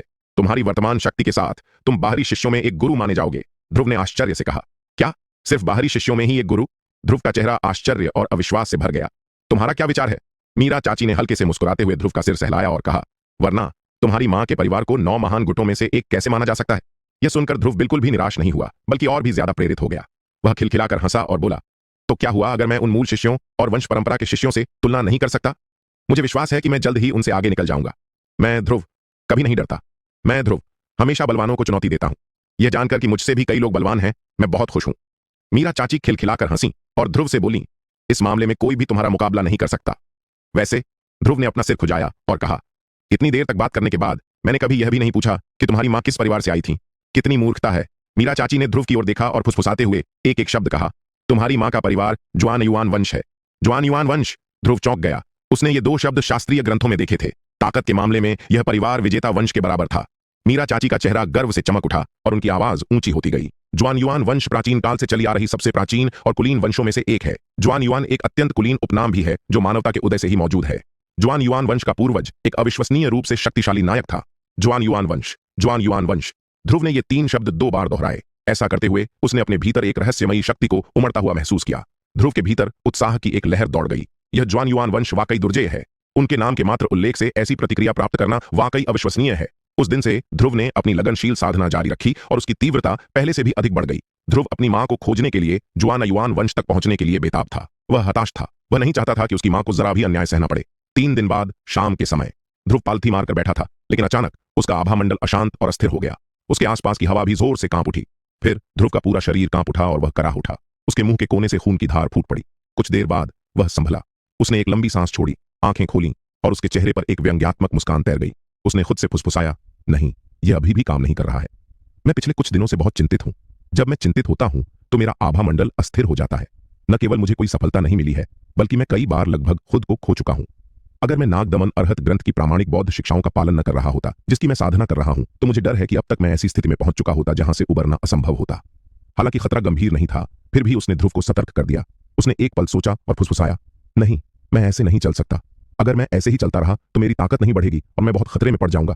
वह उठा और तोंगटियन नदी के किनारे बाहर चला गया। उसके पीछे से मीरा चाची की आवाज गूंजी, युवा गुरु, आप अभी भी बहुत अधीर हैं। ध्रुव मुड़ा और कड़वी मुस्कान के साथ बोला, मैं अधीर होने के अलावा कुछ नहीं कर सकता। जब मैं ज्वान युआन परिवार में अपनी मां द्वारा सहे गए अपार दर्द और बहिष्कार के बारे में सोचता हूं तो मैं तड़प उठता हूं। मैं खुद को मुश्किल से नियंत्रित कर पाता हूं। मुझे आगे बढ़ना होगा। मीरा चाची ने सिर हिलाया। मैं आपके दर्द और पीड़ा को समझती हूं। उन्होंने एक पल सोचा, फिर अचानक कहा, अगर ऐसा है तो मुझे नहीं लगता कि आपके लिए शांत होना और साधना करना आसान होगा। आप जितना ज्यादा खुद को कष्ट देंगे, परिणाम उतने ही बुरे होंगे। यह आपकी इच्छा के बिल्कुल विपरीत है। ऐसे में तुम बाहर जाकर थोड़ा अनुभव क्यों नहीं हासिल करते? ओ, थोड़ा अनुभव? ध्रुव ने भौहें चढ़ाईं। यह वाकई एक बेहतर विचार था। अनुभव और युद्ध के जरिए वह लगातार अपनी ताकत बढ़ा सकता था और खुद को निखार सकता था। ध्रुव ने सिर हिलाया और कहा, यह एक अच्छा विचार है, लेकिन मुझे नहीं पता कि दिव्य युग राजवंश में कौन सी जगह मेरे कौशल को निखारने के लिए उपयुक्त है। मीरा चाची ने एक पल सोचा और कहा, दिव्य युग राजवंश में 1 दर्जन से ज्यादा निषिद्ध क्षेत्र हैं। इन 1 दर्जन से ज्यादा निषिद्ध क्षेत्रों में से ज्यादातर सच में तुम्हारे स्तर के नहीं हैं। इसलिए वहां प्रशिक्षण लेना तुम्हारे लिए बेकार होगा। हालांकि एक क्षेत्र ऐसा है जो तुम्हारे लिए बेहद खतरनाक है। वहां कुछ ऐसे जीव हैं जो तुम्हारी जान भी ले सकते हैं। क्या? ध्रुव चौंक गया और बोला, कौशलगिरी पर्वत। मीरा चाची ने ध्रुव की ओर देखा और धीरे से 4 शब्द बोले, कौशलगिरी पर्वत, कौशलगिरी पर्वत। ये 4 शब्द ध्रुव को बहुत जाने पहचाने लगे। एक पल में उसे याद आ गया कि क्यों तो जब विश्वजीत ने उसे अलविदा कहा था तो क्या उसने प्रशिक्षण के लिए कौशलगिरी पर्वत जाने का जिक्र नहीं किया था? मीरा चाची ने गहरी आवाज में कहा, हाँ, यही कौशलगिरी पर्वत है। कौशलगिरी पर्वत दिव्य युग राजवंश के सबसे पश्चिमी छोर पर है। कौशलगिरी पर्वत के पार पश्चिमी जंगली मैदान है जिनका दायरा करोड़ों मील तक फैला है, जो दिव्य युग राजवंश से भी बड़ा है। क्या आप जानते हैं कि दिव्य युग राजवंश ने जंगली मैदानों पर हमला क्यों नहीं किया? ध्रुव ने भौहें चढ़ाई और पूछा, क्या ऐसा हो सकता है कि वे कौशलगिरी पर्वतों से अवरुद्ध थे? हाँ, वे कौशलगिरी पर्वतों से अवरुद्ध थे। कौशलगिरी पर्वतों में अनगिनत शक्तिशाली राक्षस हैं। समग्र शक्ति के संदर्भ में वे तोंगटियन नदी के राक्षसों से भी कहीं बेहतर हैं। जब दिव्य युग राजवंश की सेना ने कौशलगिरी पर्वतों में प्रवेश किया तो उन राक्षसों ने उनका वध कर दिया और वे लगभग पूरी तरह से सफाया कर दिए गए। तब से पश्चिम की ओर जाने का कोई विचार ही नहीं आया। वहां के कुछ राक्षस पहले ही 6 सितारा और 7 सितारा दानव सम्राटों के स्तर तक पहुंच चुके हैं। ध्रुव चौंक गया। अपनी वर्तमान शक्ति के साथ भी 6 सितारा दानव सम्राट को चुनौती देना बेहद मुश्किल होगा। जहां तक 7 सितारा दानव सम्राट का सामना करने की बात है तो यह मौत की सजा होगी। मीरा चाची ने आगे कहा, कौशलगिरी पर्वतों के भीतर 10 राक्षस राजा रहते हैं। इन 10 में से सबसे कमजोर भी 5 सितारा राक्षस राजा के शिखर पर है। मुझे लगता है कि तुम वहां जाकर इन 10 राक्षस राजाओं को चुनौती दे सकते हो। अगर तुम उन्हें चुनौती दे सकते हो तो तुम्हारी ताकत निस्संदेह बहुत बढ़ जाएगी। ध्रुव ने भारी स्वर में सिर हिलाया। हाँ हाँ, ठीक है, तो मैं कौशलगिरी पर्वतों पर जाऊंगा।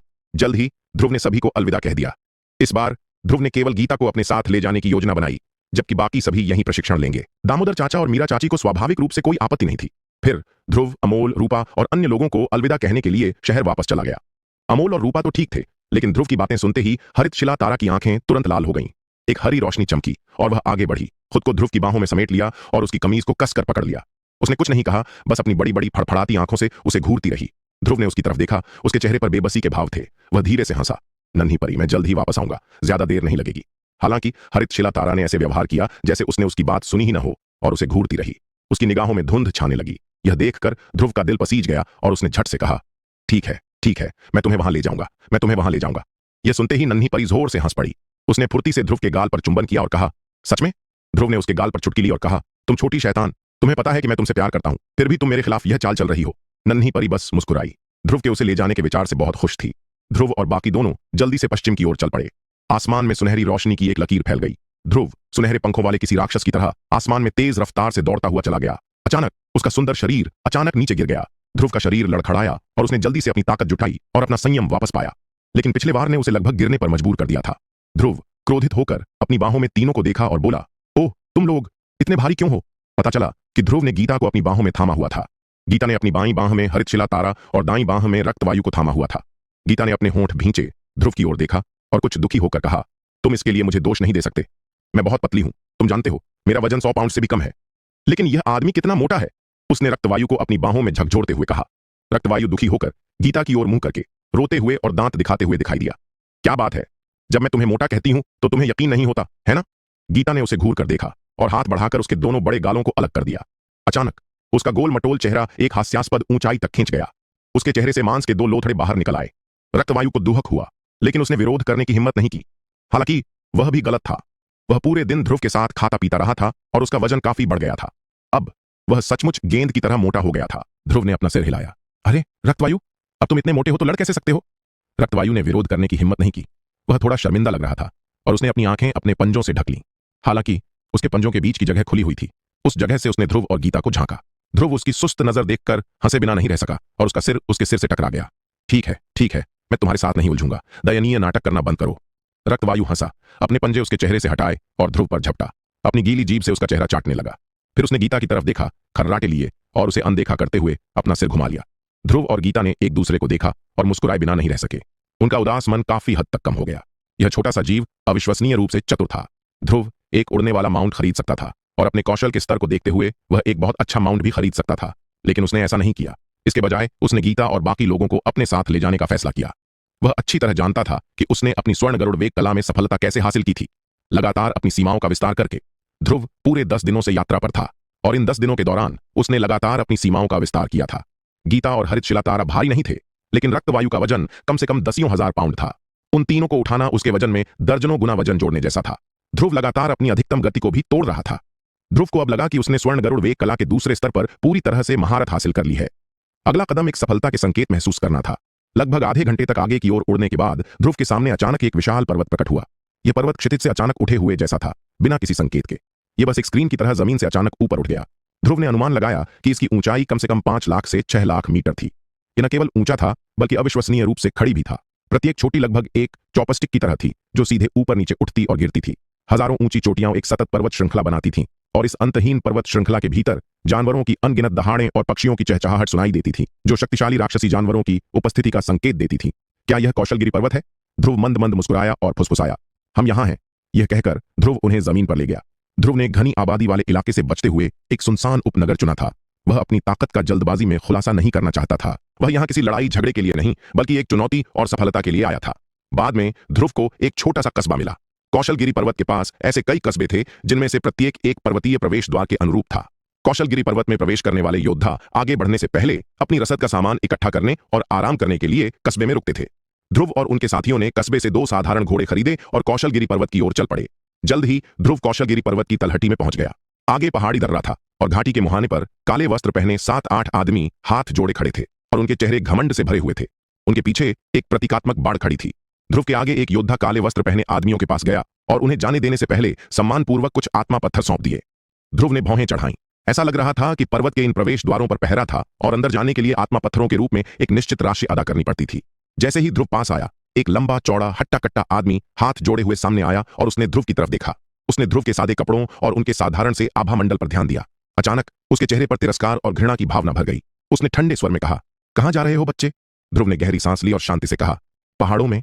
पहाड़ों में, है ना? 1000 आत्मा पत्थर दो और तुम्हें अंदर जाने दिया जाएगा। अचानक उसकी नजरें गीता और ध्रुव के पीछे खड़े दूसरे लोगों पर पड़ी। उसके चेहरे पर एक भयावह मुस्कान फैल गई और उसने कहा, उन तीनों को भी पैसे देने होंगे। कुल 4000 आत्मा पत्थर। जल्दी करो और ले आओ। पता चला कि कौशलगिरी पर्वत कभी एक विशाल साम्राज्य की राजधानी हुआ करते थे जो खजानों और असीम संसाधनों से भरपूर था। बाद में उस राजवंश के अनगिनत शक्तिशाली योद्धाओं ने दूसरे गुट के अनगिनत शक्तिशाली योद्धाओं से युद्ध किया, जिससे उस क्षेत्र में तबाही मच गई और भूभाग बदल गया और आज के कौशलगिरी पर्वतों का निर्माण हुआ। हालांकि इसके भीतर असंख्य संसाधन और खंडहर अभी भी मौजूद हैं। इनमें से किसी एक खंडहर को भी खोजने पर खोजकर्ता को तुरंत अनगिनत गुप्त नियमावलियां, अनगिनत संसाधन और अनगिनत खजाने मिल सकते थे। इससे एक साधारण योद्धा एक शक्तिशाली युद्ध सम्राट बन सकता था और प्रभुत्व प्राप्त कर सकता था। प्राचीन काल से लेकर आज तक कौशलगिरी पर्वतों में ऐसे कई खंडहर खोजे गए हैं जो पूरे महाद्वीप में अनगिनत किंवदंतियां छोड़ गए हैं।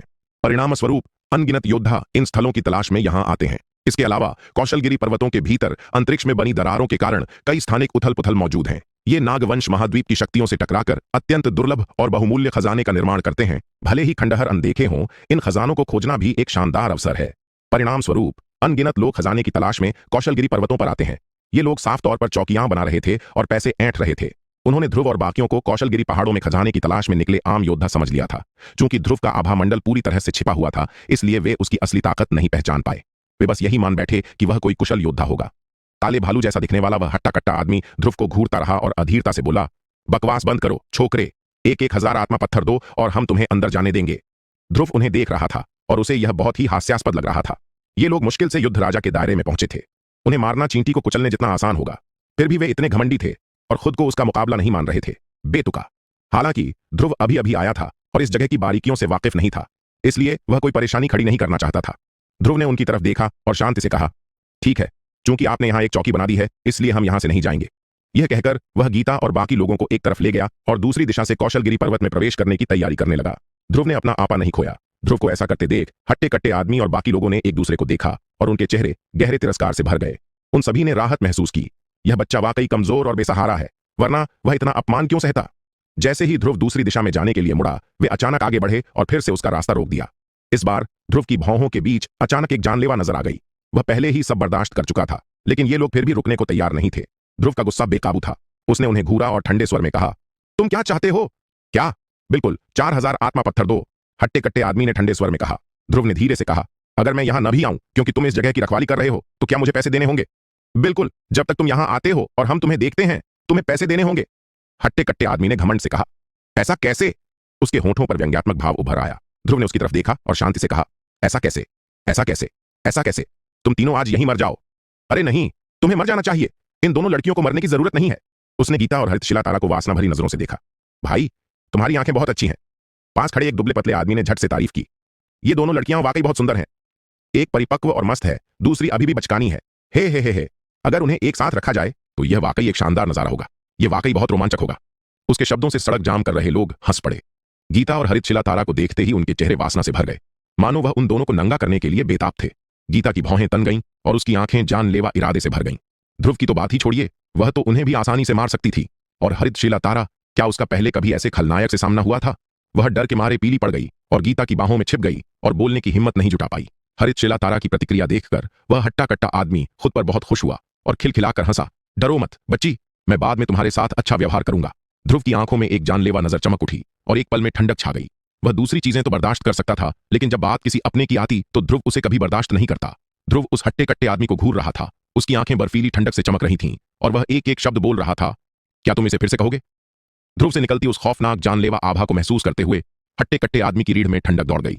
उसके पीछे खड़ी भीड़ भी कांप उठी। लेकिन तभी हट्टा कट्टा आदमी गुस्से से भड़क उठा। उसे लगा कि वह ध्रुव से चौंक गया है और उसकी प्रतिष्ठा काफी गिर गई है। उसने मन ही मन सोचा, इस बदमाश में ऐसी क्या ताकत है, मैं इससे क्यों डरूं? उसने तुरंत ध्रुव को घूरा और तिरस्कार से कहा, अगर मैं इसे फिर से कहूं तो क्या तुम मेरी जीभ काट सकते हो? फिर वह चिल्लाया, मैं उन दोनों के साथ बहुत मजाक करने वाला हूं, क्या तुम सुन रहे हो? अगले ही पल अचानक एक चीख निकली, फिर अचानक बंद हो गई। फिर धीमी सिसकती हुई चीखों का सिलसिला जारी रहा। हट्टे कट्टे आदमी ने अपना मुंह ढक लिया। उसका मुंह और हाथ खून से लथपथ थे। उसकी उंगलियों के बीच से खून बह रहा था और वह जमीन पर गिर पड़ा और ध्रुव को डर से घूर रहा था। इसी बीच एक मांस का टुकड़ा जमीन पर गिरा जिससे अभी भी खून बह रहा था। सब चौंक गए और अविश्वास से ध्रुव को घूर रहे थे। पता चला कि ध्रुव ने पहले ही हट्टे कट्टे आदमी की जीभ काट दी थी। ध्रुव ने हट्टे कट्टे आदमी को देखा, उंगलियां चटकाईं और शांति से बोला, तुम चाहते थे कि मैं तुम्हारी जीभ काट दूं, है ना? ठीक है, मैं तुम्हें यह मंजूर करता हूं। हट्टे कट्टे आदमी का चेहरा दर्द से तमतमा रहा था और वह लगभग अपना होश खो बैठा था। उसने ध्रुव की ओर इशारा किया। उसके गले से एक कराहने जैसी आवाज आ रही थी और उसके शब्द सुनाई नहीं दे रहे थे, केवल मार की हल्की सी आवाज सुनाई दे रही थी। उसके बगल में दुबले पतले आदमी की आंखें सिकुड़ गईं और वह चिल्लाया, तुम मौत को दावत दे रहे हो साले, तुमने हमारे बॉस को छूने की हिम्मत की। ध्रुव ने उसकी तरफ देखा, मुस्कुराया और बोला, तुम्हारे बॉस को छूने में क्या हर्ज है? सिर्फ उसे ही नहीं, मैं तुम सबको भी मार डालूंगा जिन्होंने इतनी बदतमीजी से बात की। सच में तुम बहुत घमंडी हो बच्चे। दुबले पतले आदमी के चेहरे पर तिरस्कार के भाव थे। यह मत सोचो कि सिर्फ इसलिए कि तुमने हमारे बॉस पर हमला किया और उसकी जीभ काट दी, इससे पता चलता है कि तुम कितने ताकतवर हो। अगर हम साथ मिलकर हमला करें तो तुम उनके विरोधी तो बिल्कुल नहीं हो। यह कहते हुए वह दहाड़ा, जाओ उसे मार डालो उसे। सभी लोगों ने अपने हथियार उठाए और ध्रुव की ओर दौड़ पड़े। दुबला पतला आदमी दहाड़ा, इस आदमी को मार डालो और ये दोनों लड़कियां हमारी हो जाएंगी, फिर हम बारी बारी से इनके साथ खेल सकते हैं। इन लोगों के चेहरे पर बेहद अश्लील भाव थे। वे जोश से दहाड़ रहे थे और ध्रुव की ओर दौड़ पड़े। उनकी नजर में ध्रुव सिर्फ कटा हुआ मांस था। वह उनका विरोधी बिल्कुल नहीं था और वे उसे आसानी से मार सकते थे। ध्रुव ने ठंडे स्वर में कहा, मौत की तलाश में। उसका चेहरा चमका और उसने अपनी हथेली से एक व्यक्ति को चकनाचूर कर दिया। फिर उसने लात मारकर दूसरे व्यक्ति की छाती को जिंदा ही चीर दिया। पलक झपकते ही ध्रुव ने एक दर्जन से ज्यादा लोगों को मार डाला। ऐसा इसलिए था क्योंकि ध्रुव ने जानबूझकर अपनी गति धीमी कर दी थी, वरना वह एक ही मुठभेड़ में सबको मार सकता था। ध्रुव की गति धीमी करने की वजह बहुत आसान थी, यानी उन्हें डराना और मरने से पहले उन्हें चैन से न सोने देना। बाकी लोग यह दृश्य देखकर स्तब्ध रह गए और ध्रुव को घूरते रहे। उनकी आंखों में गहरा डर था। उनके चेहरों पर अभी अभी जो अहंकार और दबंगई थी वह बिना किसी निशान के गायब हो गई। दुबला पतला आदमी अविश्वास से चिल्लाया, यह कैसे संभव है? तुम इतने शक्तिशाली कैसे हो सकते हो? पलक झपकते ही हम में से एक दर्जन से ज्यादा लोग तुम्हारे हाथों मारे गए। असंभव, यह असंभव है। उसने एक पागल चीख मारी और बार बार पीछे हट गया। यही बात बाकियों पर भी लागू होती है। वे सभी अविश्वास के भाव दिखा रहे थे और ध्रुव की ताकत देखकर पहले ही दंग रह गए थे। ध्रुव ने व्यंग्य करते हुए कहा, तुम्हें अब एहसास हुआ कि मैं कितना ताकतवर हूं? बहुत देर हो चुकी है। यह कहते हुए वह दहाड़ा, मार डालो। वह भीड़ में घुस गया। पलक झपकते ही उसने ज्यादातर लोगों को मार डाला। बस कुछ ही लोग बचे। वे कुछ लोग पागलों की तरह भाग रहे थे। ध्रुव ने व्यंग्य किया, भागना चाहते हो? क्या तुम भाग सकते हो? वह चमका और उनका पीछा किया और कुछ और लोगों को मार डाला। इस समय केवल वह दुबला पतला आदमी और 2-3 अन्य लोग ही बचे थे। दुबले पतले आदमी का चेहरा डर से भरा हुआ था। जब उसने ध्रुव को अपनी ओर आते देखा तो वह अचानक जमीन पर घुटनों के बल गिर पड़ा। बेतहाशा ध्रुव के आगे झुक गया और जोर से दया की भीख मांगने लगा, युवा स्वामी, मेरी जान बख्श दो, मेरी जान बख्श दो। हम अंधे हैं और हमें नहीं पता था कि तुम इतने ताकतवर हो। प्लीज हमारी जान बख्श दो और हमें परेशान मत करो, प्लीज। कहते कहते उसका सिर जमीन से टकरा गया और खून बहने लगा। ध्रुव ने उसे तिरस्कार भरी नजरों से देखा। अगर मैं इतना ताकतवर ना होता तो अभी मारा जा रहा होता, है ना? तुमने कितने बेईमान काम किए हैं इसकी कल्पना भी नहीं की जा सकती। ऐसे में मैं तुम्हें कैसे जाने दे सकता हूं?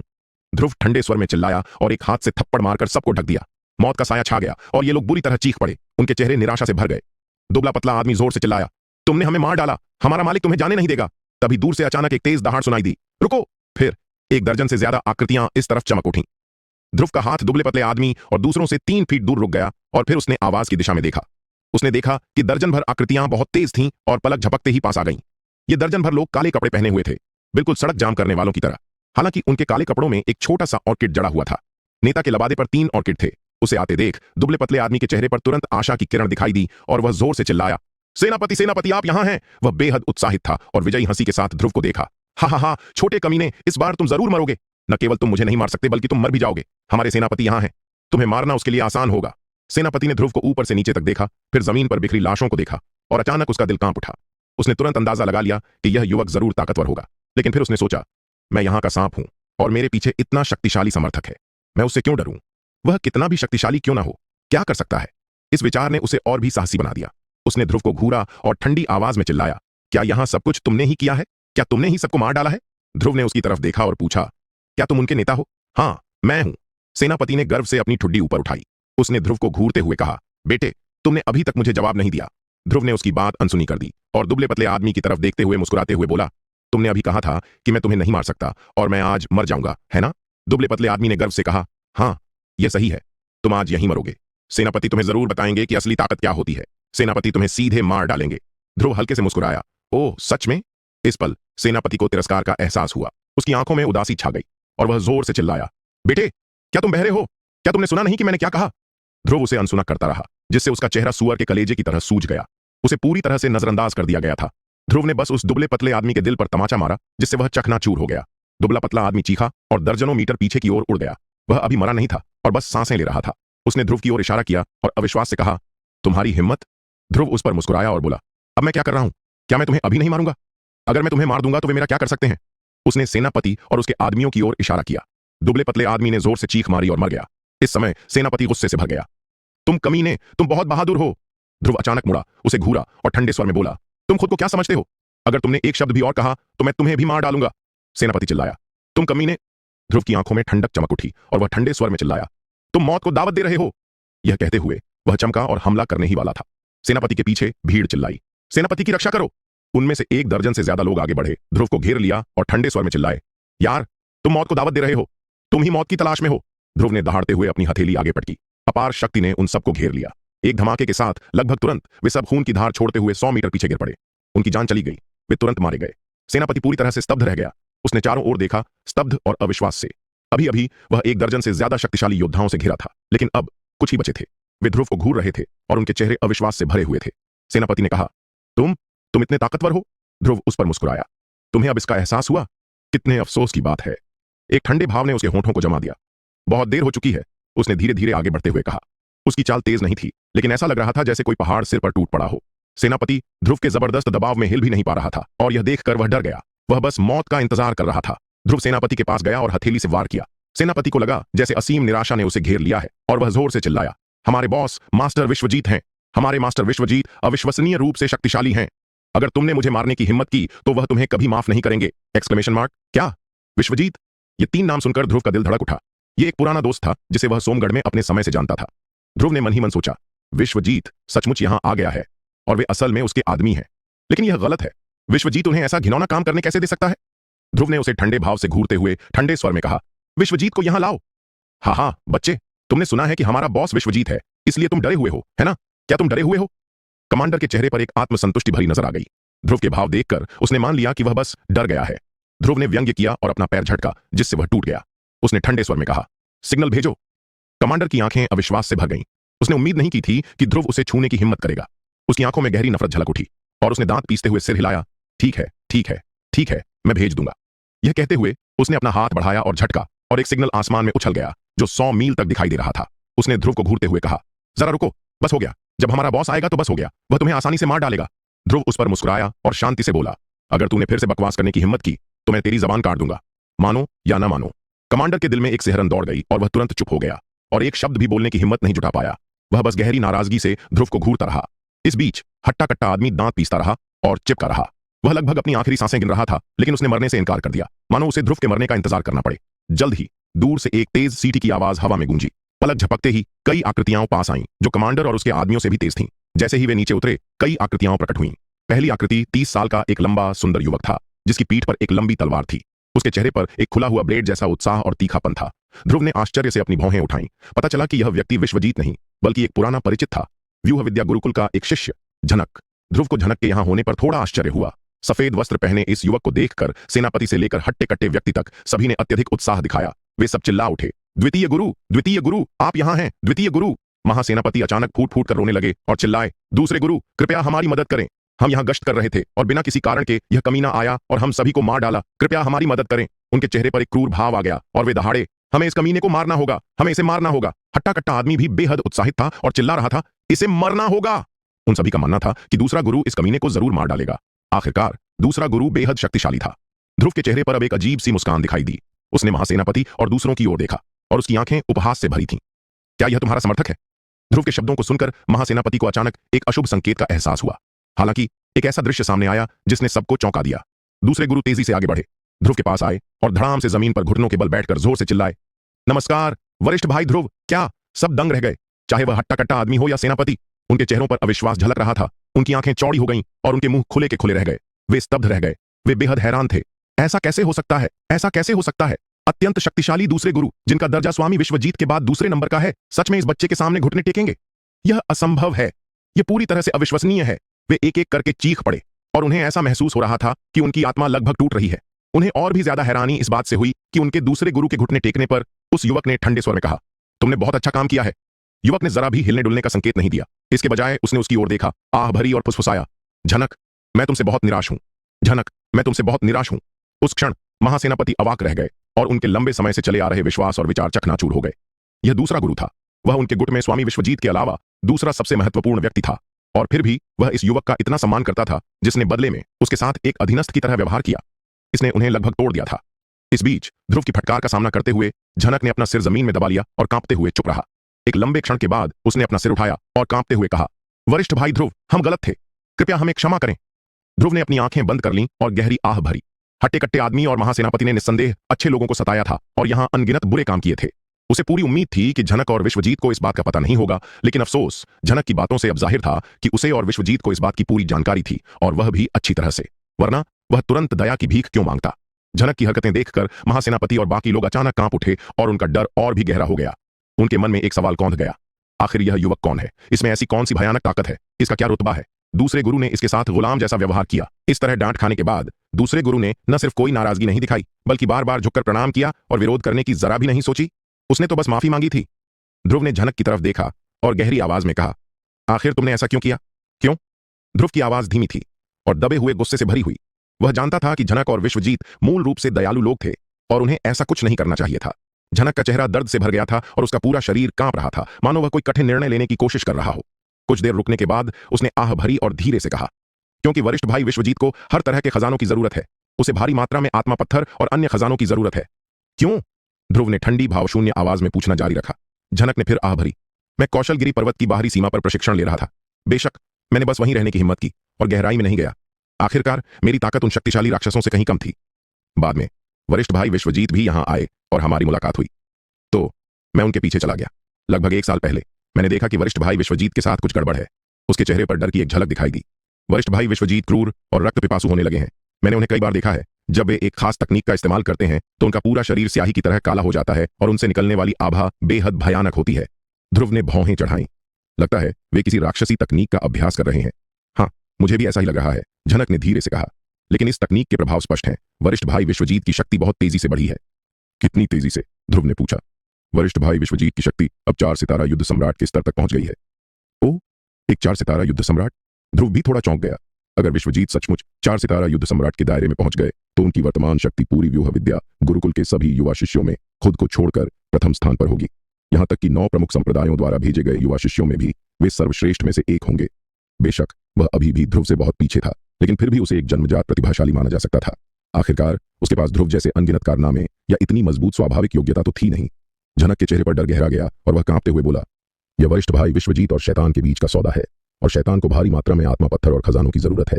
इसलिए वरिष्ठ भाई विश्वजीत ने कौशलगिरी पर्वत के पास छोटी बड़ी सेनाएं इकट्ठा करना शुरू कर दिया और उन्हें अपने लिए लूटपाट करने का आदेश दिया। और ये लोग, उसने काले कपड़ों वाले आदमियों की ओर इशारा किया, अगर वे समय पर पर्याप्त आत्मा पत्थर नहीं पहुंचाते तो वरिष्ठ भाई विश्वजीत उन्हें मार डालेंगे।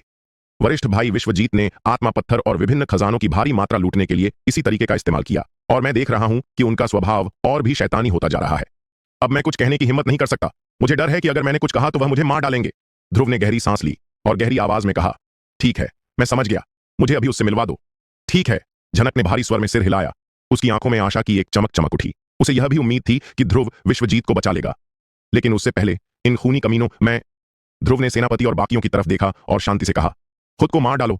सेनापति और बाकियों के चेहरों पर निराशा की एक लकीर उभर आई। उन्होंने ध्रुव की तरफ देखा। अचानक